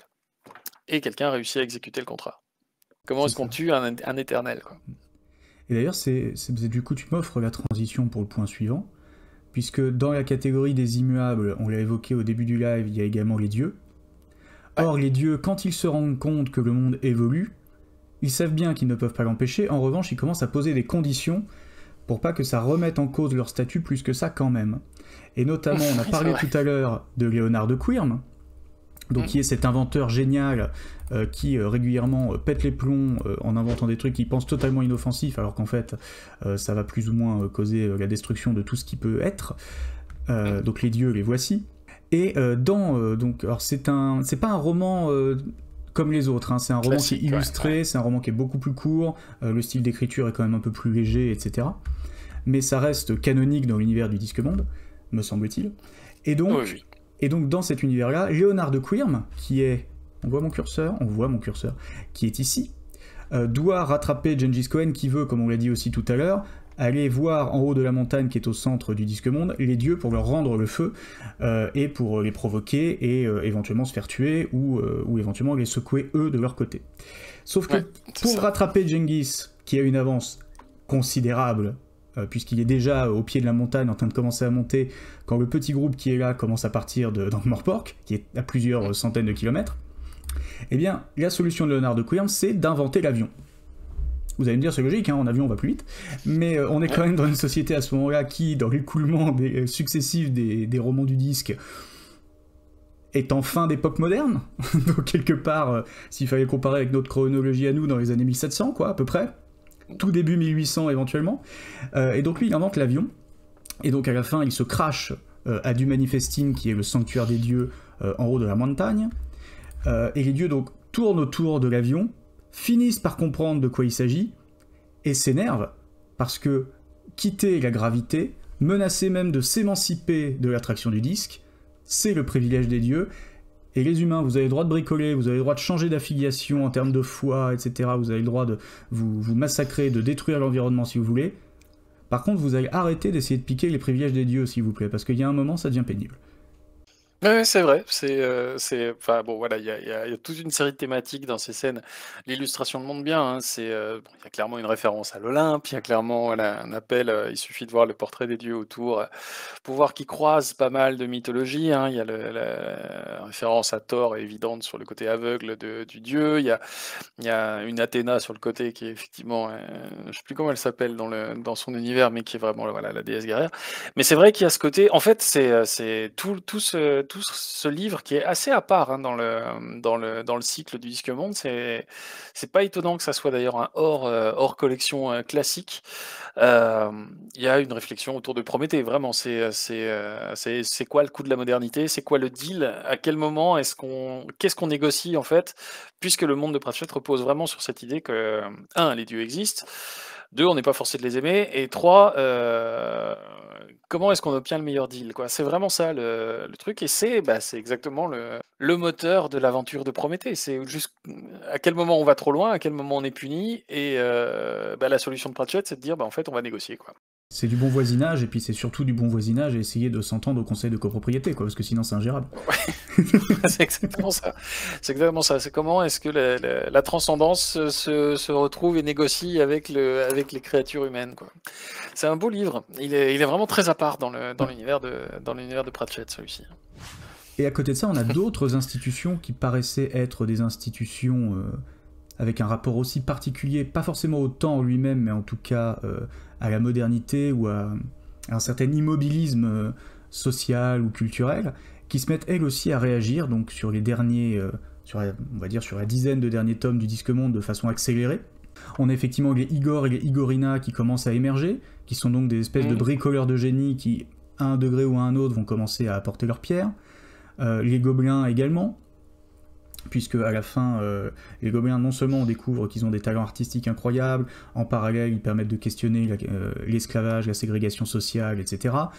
À la fin, c'est un gobelin qui invente le vélo. Il participe à faire fonctionner les claques, c'est-à-dire les espèces de télégraphes luminescents, et il participe aussi à faire fonctionner le chemin de fer. Donc il y a tous ces peuples-là qui commencent à représenter une forme de modernité et une forme de mise en avant de l'histoire du disque, alors qu'avant ils étaient extrêmement marginaux. On a les chefs d'État donc, qui commencent à s'investir dans le monde, à commencer à le refaçonner, à le réorganiser d'une façon un tant soit peu plus rationnelle, ou en tout cas un tant soit peu plus efficiente que ce qui pouvait exister avant. Et au premier rang de ces chefs d'État, on a une vampire, donc quelqu'un qui par définition est immortel, et qui a été dans l'immobilisme pendant des siècles et des siècles. Dans le 5e éléphant, il me semble qu'il y a tout un passage où Margolota explique qu'en Uberval, le changement, vous savez, faut y aller doucement parce que on est des gens très vieux. C'est peut-être pas Margolota, c'est peut-être dans Carpe Jugulum. Ouais, c'est dans Carpe Jugulum. C'est dans Carpe Jugulum, j'ai confondu. Ouais. Mais c'est les vampires qui expliquent que le changement, on va y aller mollo parce que on est des vieilles personnes, on a des habitudes. Ouais. Il s'agirait de pas nous bousculer, s'il vous plaît, vous êtes gentils. Et puis on a aussi Henri Roy, qui représente aussi des évolutions à la fois sociales, puisqu'il vient littéralement de la rue, et il se fait une fortune avec le mythe du self-made man. Et ensuite il révolutionne non seulement l'hygiène à Ankh-Morpork d'une certaine façon, jusqu'à un certain point, mais après il finance le chemin de fer, etc. Il essaye de s'imposer comme ce qu'il devient à la fin. Je crois que c'est le baron du rail à la fin. Oui, c'est ça. Ouais, ça devient un des grands tycoons américains. Voilà. Le self-made man dans toute sa splendeur. Ouais. C'est ça. Et même les dieux évoluent, puisque Homme, alors bon, ça c'est dans les premiers ouvrages, mais Homme, donc, qui est le seul dieu qui se voudrait monothéiste sur le disque. Et qui n'y arrive pas. Et qui y arrive pas trop, mais qui en même temps s'en fout un peu pendant une grosse partie du bouquin, quand même, des petits dieux, où c'est pas trop grave, quoi. Tant qu'il prie pas un autre dieu, moi ça me va. Il y en a d'autres, mais c'est pas gênant. Si je suis assez fort pour leur taper dessus, je vais me débrouiller. J'en fais mon affaire. Mais à la fin, même son culte éclate en une centaine de branches, de sous-branches, de sectes, etc., qui explosent dans tous les sens et qui participent à leur tour à une certaine modernisation de la pratique religieuse, du fait de prêcher, du fait même d'avoir une interaction et un rapport à la foi différent. Et donc même ces institutions-là que sont l'Église, que sont les minorités, etc., finissent par participer à une mise en mouvement globale du disque monde, de ses habitants et de ses sociétés, et c'est absolument fascinant, et c'est un tour de force incroyable en quelques bouquins de parvenir à changer complètement un univers médiéval fantastique qui normalement répond à des règles extrêmement précises pour rester cohérent, Et une de ces règles, c'est quand même de pas trop bouger dans le Ouais, cadre. mais Pratchett, à mon avis, alors je sais pas si c'est instinctif ou si c'est quelque chose de calculé, mais il a, à mon avis, très bien compris que s'il fait bouger son monde, il faut qu'il fasse bouger tout son monde, qu'il peut pas avoir, il peut pas avoir la technologie sans l'impact de la technologie sur tout le reste. Il peut pas avoir une explosion des cultes religieux sans se poser la question de la nature de la foi. Il peut pas, voilà. Donc, il a vraiment, effectivement, en quelques bouquins, il met tout en branle pour que, alors oui, c'est chaotique, oui, c'est pas cohérent tout le temps, mais enfin, comme la réalité, quoi. Ah. La planète s'est pas mise à avancer d'un seul élan vers une modernité. Ça crée des blocages, ça crée des résistances. Tous ceux qui essayent de pousser vers la modernité se retrouvent avec des forces conservatrices en face à un moment et pas toujours mal intentionné d'ailleurs, hein. Mais il y a vraiment, oui, ce qui se passe à l'encre où toute la population s'oppose de fait à ce que ça bouge, on est un bon exemple. C'est pas des méchants de gens du tout, au contraire. Ils sont pas conservateurs pour le plaisir d'être conservateurs, ils sont conservateurs parce qu'ils voient pas l'intérêt de changer. Inversement, il y en a d'autres qui sont là pour être des profiteurs du progrès, mais à leur seul bénéfice, etc. Il y a des petits pays qui veulent pas rentrer dans le concert des nations, mais garder leurs petits. C'est toute l'histoire du régiment monstrueux, hein, ces États qui veulent absolument continuer de se battre comme ils le font depuis des millénaires, hein, sans qu'on vienne les emmerder, sans qu'une grande puissance vienne leur dire quoi faire. Euh, ouais, il a vraiment compris qu'il fallait qu'il tire sur tous les leviers en même temps, en fait. Et qu'à partir du moment où il décide de faire une transition vers un monde qui évolue, il faut que tout évolue, et c'est pour ça qu'il a absolument tout bougé. Même quand il parle de football dans un de ses bouquins, dans Aller les mages, Ouais. ça devient l'histoire du football, et ça devient la codification du football. On part de quelque chose qui ressemble vaguement à la Soule médiévale, c'est-à-dire un jeu quand même relativement brutal, à un jeu qui se codifie à partir du moment où les mages s'en mêlent. Et tout se politise aussi, puisque Et tout se politise. le football devient très rapidement un outil culturel entre les mains, en l'occurrence de Vetterini au premier chef, puisque c'est quand même chez lui que le match se déroule. Mais Ouais. la musique aussi, on évoque le rock, l'émergence Si du en rock. plein mondial, quelqu'un veut une leçon sur le fait que le sport est pas politique, il faut qu'il lise ce roman-là, hein.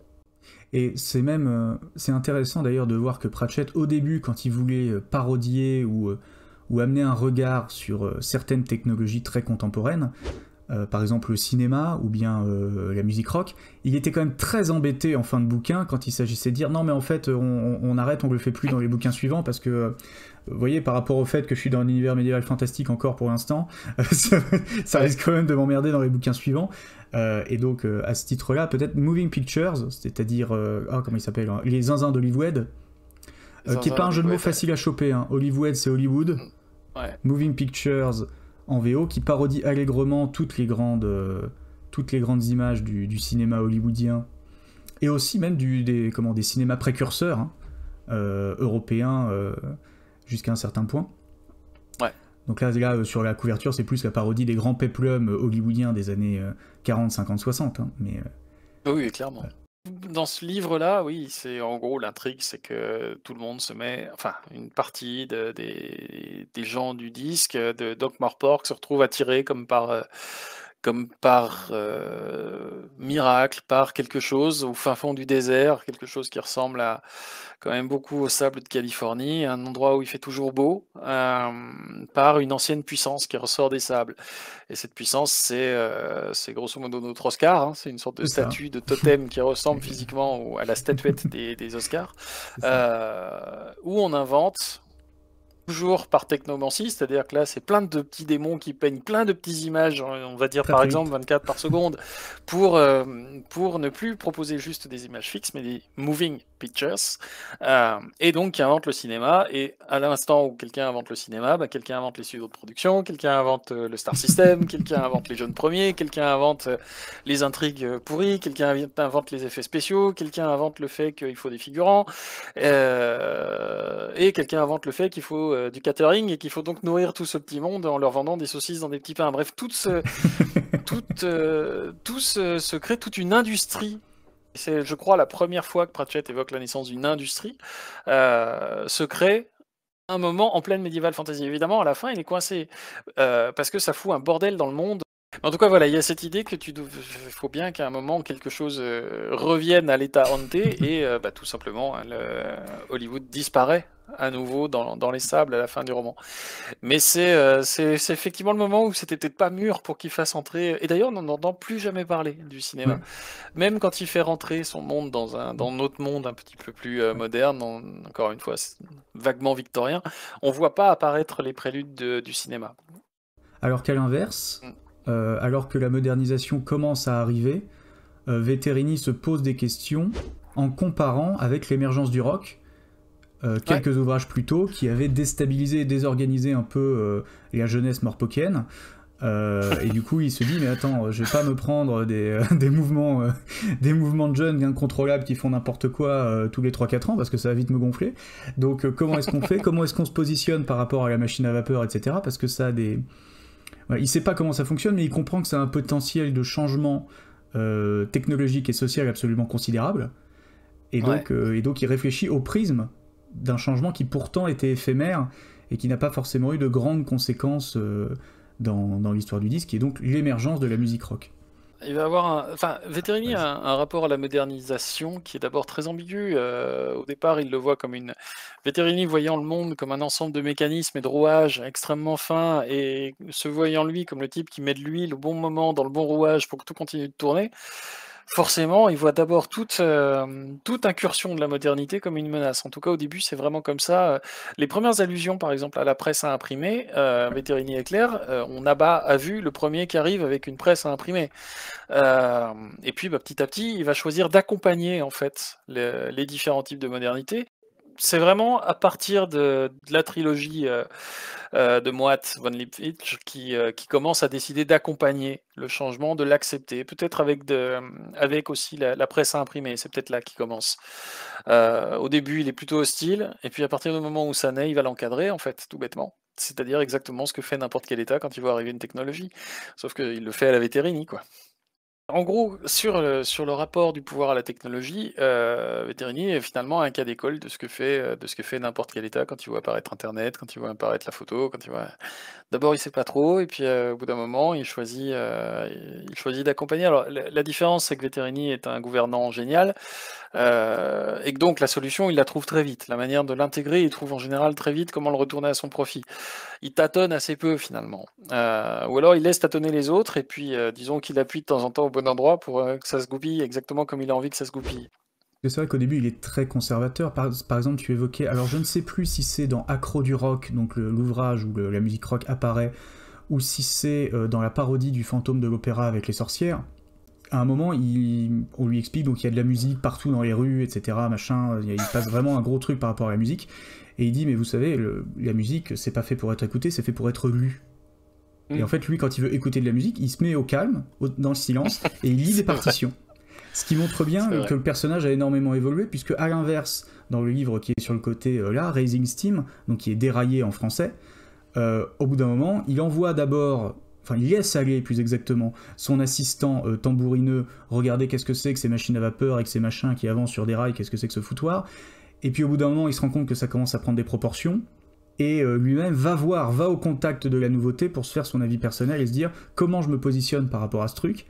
Et à la fin du livre, il intègre effectivement définitivement l'idée que toutes les modernités sont pas forcément bonnes à prendre, sont pas forcément bonnes à encourager, mais en tout cas sont bonnes à analyser, à considérer et à se poser lui-même en tant que pouvoir politique souverain comme arbitre, puisque à la fin du livre, comme on le disait également plus tôt, quand un gobelin invente le vélo, il vient le proposer à Vetterini pour déposer le brevet et aussi pour voir s'il peut pas gratter une petite subvention quelconque pour développer son business.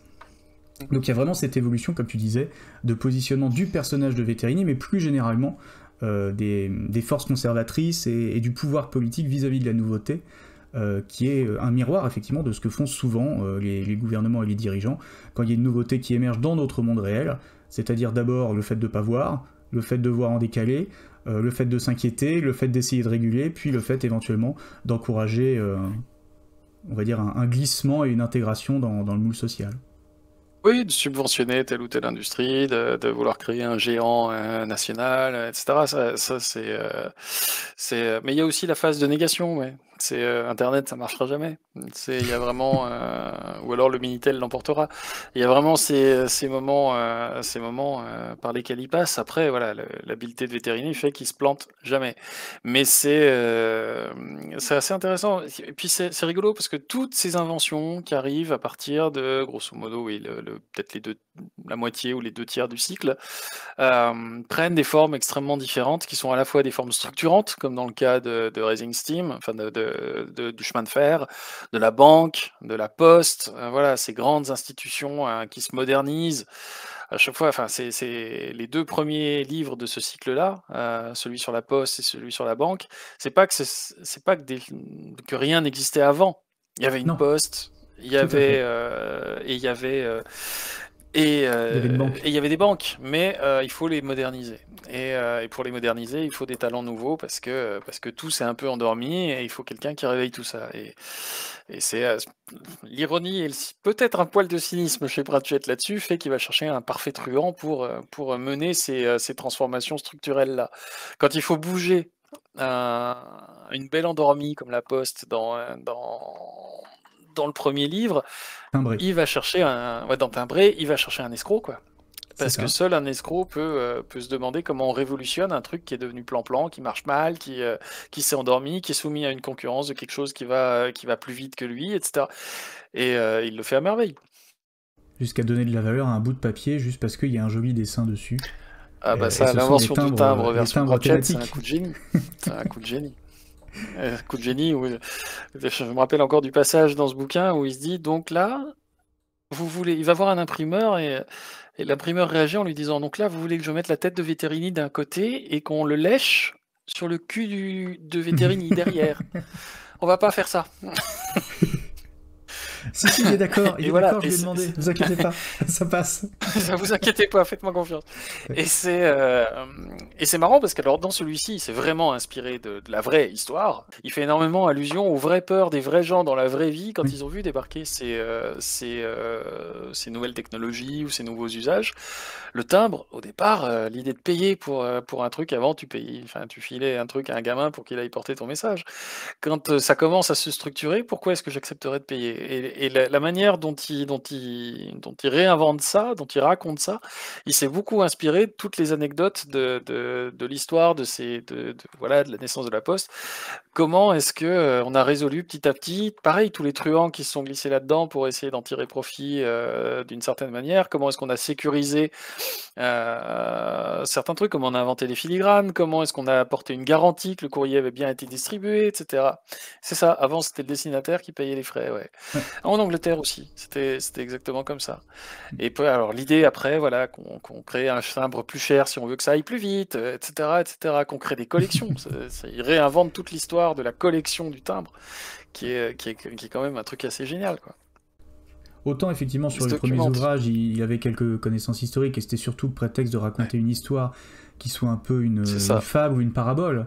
Au fur et à mesure, non, il s'est rendu compte que s'il voulait vraiment attaquer certains sujets à travers le disque monde et montrer l'évolution de certains sujets en miroir déformant de notre monde à nous, il allait falloir qu'il commence à avoir une bibliographie sérieuse pour pouvoir aborder les sujets de C'est fond. ça.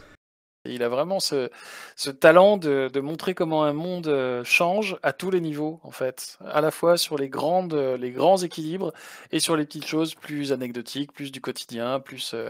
Voilà, il y a énormément de gags autour de la photo qui sont quand même plutôt drôles et qui font partie des choses, des petits aperçus qui fait qu'on comprend qu'on est dans un monde qui change. Il insiste pas, c'est juste en passant, c'est pas le sujet du bouquin, mais quand même. L'évolution de la photo, l'évolution de la technologie autour de la photo, c'est assez drôle, quoi. Ça lui sert de petit décor dans la rue. C'est comme, je pense qu'un réalisateur, ça ferait la même chose. Il mettrait, tu vois, sur le côté, des petits trucs qu'on repasse, qu'on repère en passant, et qui font qu'on comprend qu'on est dans un monde. Moi, il m'a fallu un bout de temps pour me réajuster à la lecture, d'ailleurs, pour comprendre que non, ça y est, on n'était plus dans la médiévale fantasy. Il y avait toujours des trolls, il y avait toujours des nains avec des haches, il y avait toujours. Mais ça devient plus folklorique, plus qu'autre chose. On est dans un monde qui est avec des lampadaires, avec un monde ordonné, voilà, où tout s'est modernisé. On est passé dans un monde moderne. Et où la police est peut-être le miroir, en tout cas le reflet le plus visible de cette modernisation. Et on est effectivement dans le monde de Veterini qui a envie de remettre un petit peu d'ordre dans tout ça, mais pas forcément, parce que Veterini au début, les jeux des guildes qui permettaient de maintenir un minimum d'ordre social et d'ordre tout court dans Ankh-Morpork, ça lui allait bien. Au début, la montée en puissance du guet, Veterini, il la constate et il essaye pas de l'encourager particulièrement. Il lui faut 1 ou 2 bouquins pour qu'il se dise « Mais attends, non, en fait, c'est un outil supplémentaire dans ma besace pour pouvoir réussir à faire tourner cette ville de cinglés correctement. » Et du coup, il encourage même la mixité sociale, la mixité... alors je vais utiliser le terme racial, parce que dans le Disque Monde, c'est un mot qui a du sens. Et même, il encourage le développement de nouvelles technologies, puisqu'il fait recruter Hilaire Petit Q, qui développe quand même la police scientifique, en tout cas qui participe à développer la police scientifique, elle n'est pas toute seule, mais c'est quand même pas un changement anodin. L'utilisation des claques, je crois que la première mention d'un claque, c'est parce que Colomb est en train de contrôler un mec dans la rue, il demande une vérification d'information, il utilise son claque portable pour contacter un autre claque, qui du coup lui redonne une confirmation d'information quelques temps après, et du coup il peut laisser passer le gars, parce qu'effectivement il a payé le truc qu'il fallait payer, je sais plus ce que c'était, je crois que c'est pour des contraventions. Oui, ils sont en pervenche et ils sont en train de mettre des contraventions et ils vérifient que le gars a bien payé ou qu'il a bien été déclaré pour se prendre sa contravention. Donc le guet municipal d'Ankh-Morpork, qui est d'abord le guet de nuit, et je crois qu'après ça devient le guet tout court, d'ailleurs, il fusionne les deux guets sous l'autorité de Samuel Wimmer, devient vraiment un miroir de cette évolution du disque extrêmement rapide, parce que ça se fait en l'espace oui, ben là encore, c'est du décor, puisqu'il est dans un monde où il nous montre la police depuis le début. La police mal équipée, un peu miteuse dans des tout débuts, qui se modernise, effectivement. Et la modernisation de la société touche le guet comme tout le reste. Donc, on voit apparaître les Igors, qui font de l'analyse en permanence de ce qu'on leur ramène, des indices. Et on voit apparaître, effectivement, Hilaire Petit Q, qui, à un moment, est le premier à organiser une scène de crime de manière un petit peu scientifique. Il y a beaucoup d'allusions à ce qu'a pu faire Bertillon, par exemple, dans la police française, dans la vraie vie, avec la création de fichiers, etc. Et petit à petit, on voit Wimmer, qui était au départ un flic de terrain, dont la technique consistait quand même à poser des questions et à botter des culs, alors il botte toujours des culs, mais il le fait quand même avec de plus en plus de dossiers qui s'accumulent sur son bureau. Il y a aussi ça, il y a l'ironie sur la bureaucratisation qui va avec la modernité, qui est très sensible avec le personnage de Wimmer, qui est noyé en permanence par les dossiers qu'on lui pose sur son bureau, et qui adopte la stratégie bien connue du classement vertical, quoi. Et puis qui de temps en temps, elle craque une allumette dans son bureau pour faire disparaître tout ce bordel. Donc, il y a vraiment... Mais voilà, le guet se met à fonctionner bon an, mal an, et se modernise, effectivement. Il se structure, il s'organise, il se hiérarchise, il se manage. Il y a aussi beaucoup de... Et effectivement, il laisse la place à une diversité. Ça, je pense que Pratchett avait envie d'envoyer 2-3 messages là-dessus pour le refléter. Au départ, d'ailleurs, Wimmer n'est pas d'accord avec ça. C'est un vieux de la vieille qui est habitué à avoir ses agents à lui, qui sont ses citadins à lui, qui connaissent la ville comme leur poche. Et petit à petit, on voit arriver Carotte, le premier étranger, entre guillemets, puisque Carotte est un nain de 2 mètres, un enfant adopté par des nains et qui a un grand colosse roux, qui finit par prendre sa place de numéro 2 du guet. On a une louve-garou, et puis petit à petit, ça s'étend de plus en plus. Là où il a vraiment du mal, c'est avec le vampire, c'est le premier vampire qu'on recrute. Mais finalement, du moment que la philosophie de Wimmer, c'est que du moment que les agents font le boulot, c'est bon en fait. Et Wimmer, c'est un personnage qui passe son temps à se faire casser ses idées reçues et qui accepte. Il est adorable pour ça, il est très agréable, parce que c'est un type qui est bourré de clichés, et qui, une fois qu'on lui met le nez dedans, admet qu'il avait tort et passe à la suite. Même avec le vampire, et là il a vraiment du mal avec le vampire au sein du guet, mais dès qu'on lui montre que c'est un bon flic, le vampire, c'est tout ce qu'il lui suffit, quoi. C'est vrai que c'est un personnage je pense il y a beaucoup de Terry Pratchett chez Wimmer. C'est le vieux ronchon pas d'accord pour que ça change, mais qui accepte finalement le changement quand on lui démontre que ça a des bons côtés, quoi. De toute façon, il me semble que j'avais vu dans des interviews que c'est un des 2 personnages que Pratchett préférait écrire. Il y avait Wimmer d'un côté et puis il y avait Mémessire du Temps de l'autre. Parce que ce sont effectivement deux personnages ronchons, rétifs au changement, mais bon, il y a des fois, il y a quand même des trucs pratiques qui émergent au milieu de tout ce galimatia. C'est ça. Et puis en colère, les deux sont des personnages en colère. Pratchett est un homme en colère, et c'est en colère contre la bêtise humaine. Donc il y a vraiment ça chez les deux. Il y a un mélange de fatalisme du côté de Vimer et puis de volonté, de volonté effrénée de remettre un peu de justice quand il peut chez les deux. Chez Mémé et chez Vimer, il y a cette volonté de pas laisser passer un truc qui leur va pas, qui va pas à leur code moral. Et ils ont exactement le même code moral l'un et l'autre d'ailleurs. À peu de On choses se près, sert oui. pas des gens. C'est Un peu de ça. choses près. Mais, et d'ailleurs, c'est pas le moindre des paradoxes, c'est que les deux personnages se croisent à ma connaissance jamais. Je réfléchis, mais non, je crois pas. Il me Je crois semble qu'ils se que croisent pas. Tiphaine croise Vimer, Ouais, Tiffen croise Vimer, mais mais, pas Mémé. mais pas Mémé. Alors qu'elle est venue à Ankh-Morpork plusieurs fois et qu'elle aurait... Alors qu'elle est venue qu'elle aurait plusieurs pu. fois en Morpork, mais les deux se croisent jamais, alors que Vimer croise littéralement tout le disque, hein. D'une manière ou d'une autre. Mais les deux finissent par avoir un statut qui fait qu'il y a à peu près tout le disque sait qui ils sont. Et, Ah bah oui, ça ils finit sont par être des amenés gros billes, ouais. Et ils finissent par croiser beaucoup de beau monde.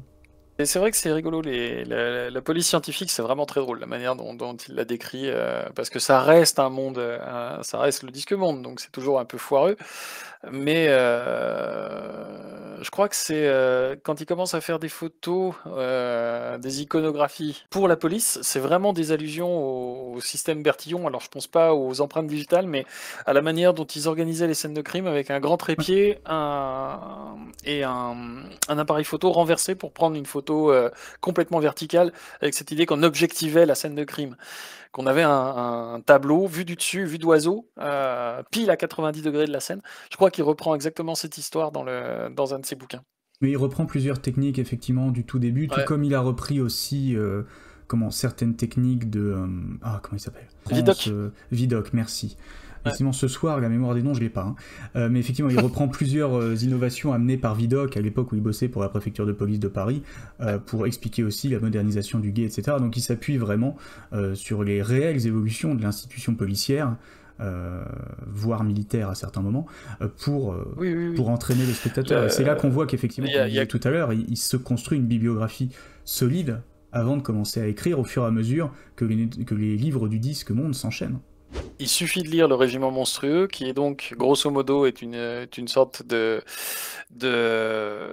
miroir des guerres balkaniques, effectivement, croisé avec l'époque napoléonienne pour tout l'état de la technologie, des uniformes, des allusions, etc. Et c'est un livre qui est ahurissant pour le niveau de vocabulaire. Et là, j'ai toujours pleuré pour Patrick Couton qui traduisait tous les bouquins de Pratchett, parce que Pratchett a manifestement fait énormément pour maîtriser le langage militaire des guerres napoléoniennes des années 1800-1815, pour le dire comme ça, et développer une connaissance de l'argot du temps assez forte pour pouvoir s'en moquer, pour pouvoir en glisser par-ci par-là. C'est un truc que moi j'avais jamais vu un auteur arriver à ce niveau de maîtrise d'une langue disparue depuis 2 siècles au moment où il l'écrit. Il est vraiment assez impressionnant là-dedans, et la traduction est très bien parce que tu découvres un argot, qui est effectivement l'argot de Vidocq, et trouver le bon réglage pour qu'on soit pas dans un truc complètement ésotérique où plus personne comprend une ligne, ce qui est parfois très chiant dans certains bouquins d'aventure. Faut lire Moby Dick, hein. Moby Dick avec tout le langage de la marine, c'est compliqué. Et ben, il arrive à trouver un juste milieu là-dedans et avoir à vraiment te projeter dans le monde napoléonien sans t'emmerder, quoi. Oui, il bossait, quoi. Il a une très grande culture littéraire, ce qui lui permet de claquer beaucoup de références, et il a aussi une lecture beaucoup d'encyclopédies. Je sais qu'il travaillait beaucoup sur des encyclopédies de la vie rurale, des encyclopédies du vocabulaire, voilà. Et c'est un truc, je pense, beaucoup plus présent dans la culture anglo-saxonne que la nôtre, ça, les almanachs. Il a une connaissance très très fine des légendes populaires, du folklore. Il a bossé sur énormément de sujets d'histoire pure, mais aussi d'anthropo, de sociaux. Il y a clairement un moment où il s'est mis à lire des bouquins de sciences politiques aussi, clairement, parce qu'on n'écrit pas certains livres et je pense notamment à Guet de nuit, on n'écrit pas Guet de nuit si on n'a pas lu 2-3 traités de sciences politiques, hein, c'est pas possible. Donc il a vraiment effectivement il a fait un travail de documentation qui n'était pas là du tout, à mon avis, au début, où il puisait dans son rapport à la littérature personnelle, en fait. Je pense que Pratchett est aussi un ancien journaliste et que ça l'a pas mal formé à la recherche, hein, et tout à fait. à une culture de l'allusion ou du... Voilà. Oui, c'est vrai ça. Je savais pas qu'il y avait un dico de l'argot militaire napoléonien. Je vois ça dans les Ouais, commentaires. des dicos et des encyclopédies, il y en a quand même sur pas mal. Ouais, Dans le monde des historiens, t'as régulièrement des dictionnaires de telle thématique, etc. ouais, c'est vrai. Là, il y a Ouais, pas longtemps, t'as un dictionnaire de l'Empire ottoman qui est sorti avec tout un tas d'entrées qui sont vraiment des articles très courts, mais qui te donnent toutes les hmm, clés sur une thématique très rapidement. T'en as même sur l'Empire byzantin. T'as un dictionnaire de la Révolution française aussi, donc typiquement, pas forcément pour l'argot napoléonien, mais tu évoques Ronde de nuit, à la fois pour ouais, l'argot militaire de l'époque de la Révolution et pour l'argot politique de l'époque de la Révolution. C'est typiquement le genre d'ouvrage. Bon, là, ce sont des ouvrages français, je connais moins la littérature universitaire britannique, mais j'imagine qu'il doit y avoir des équivalences et qu'effectivement, ouais. pour un auteur qui a envie d'avoir les clés, d'avoir les grandes lignes et de pouvoir ensuite les déformer, jouer avec et les appliquer au monde qu'il a imaginé, Hmm, des volumes comme ça, plus que des gros pavés de recherche épais, c'est des mines d'or, parce que ça lui donne d'un coup hmm. toutes les clés, toutes les pièces de Lego avec lesquelles il peut refaçonner et reconstruire le jouet qu'il a envie d'avoir entre les mains finalement. Est-ce que tu as l'impression qu'on a fait le tour de ce qu'on avait listé? Écoute, oui, je pense, parce que quand on a préparé cet entretien, on s'était assez vite dit que de toute façon il fallait 2 émissions. Oui. Non, mais c'est vrai qu'il y a énormément de choses dans le ce qu'on n'a pas fait et qui est intéressant, c'est la manière dont Pratchett aussi s'approprie, alors non plus cette fois des grands équilibres historiques ou des grandes modifications, mais carrément des événements. Ah ça, les lilas, ouais, ça, C'est dans ouais. celui-là, c'est dans Ah Ronde de ouais, nuit. C'est le symbole c'est qui dans porte à Ronde la de nuit. boutonnière tous les ans pour se rappeler de la Révolution. La glorieuse révolution, ouais. Ouais. Et dont Pratchett s'amuse en permanence avec des événements de la véritable histoire, de la nôtre, pour soit en faire une référence extrêmement précise parfois, soit par pure allusion. Une des allusions préférées de Pratchett, c'est l'allusion qui manifestement l'agace beaucoup à l'Iliade et à l'Odyssée. Je ne sais plus dans combien de bouquins il fait allusion au poème donc, de l'Iliade qui raconte l'histoire de cette femme tellement belle que parce qu'elle est partie, on a fait partir voguer des centaines de milliers de vaisseaux sur la mer.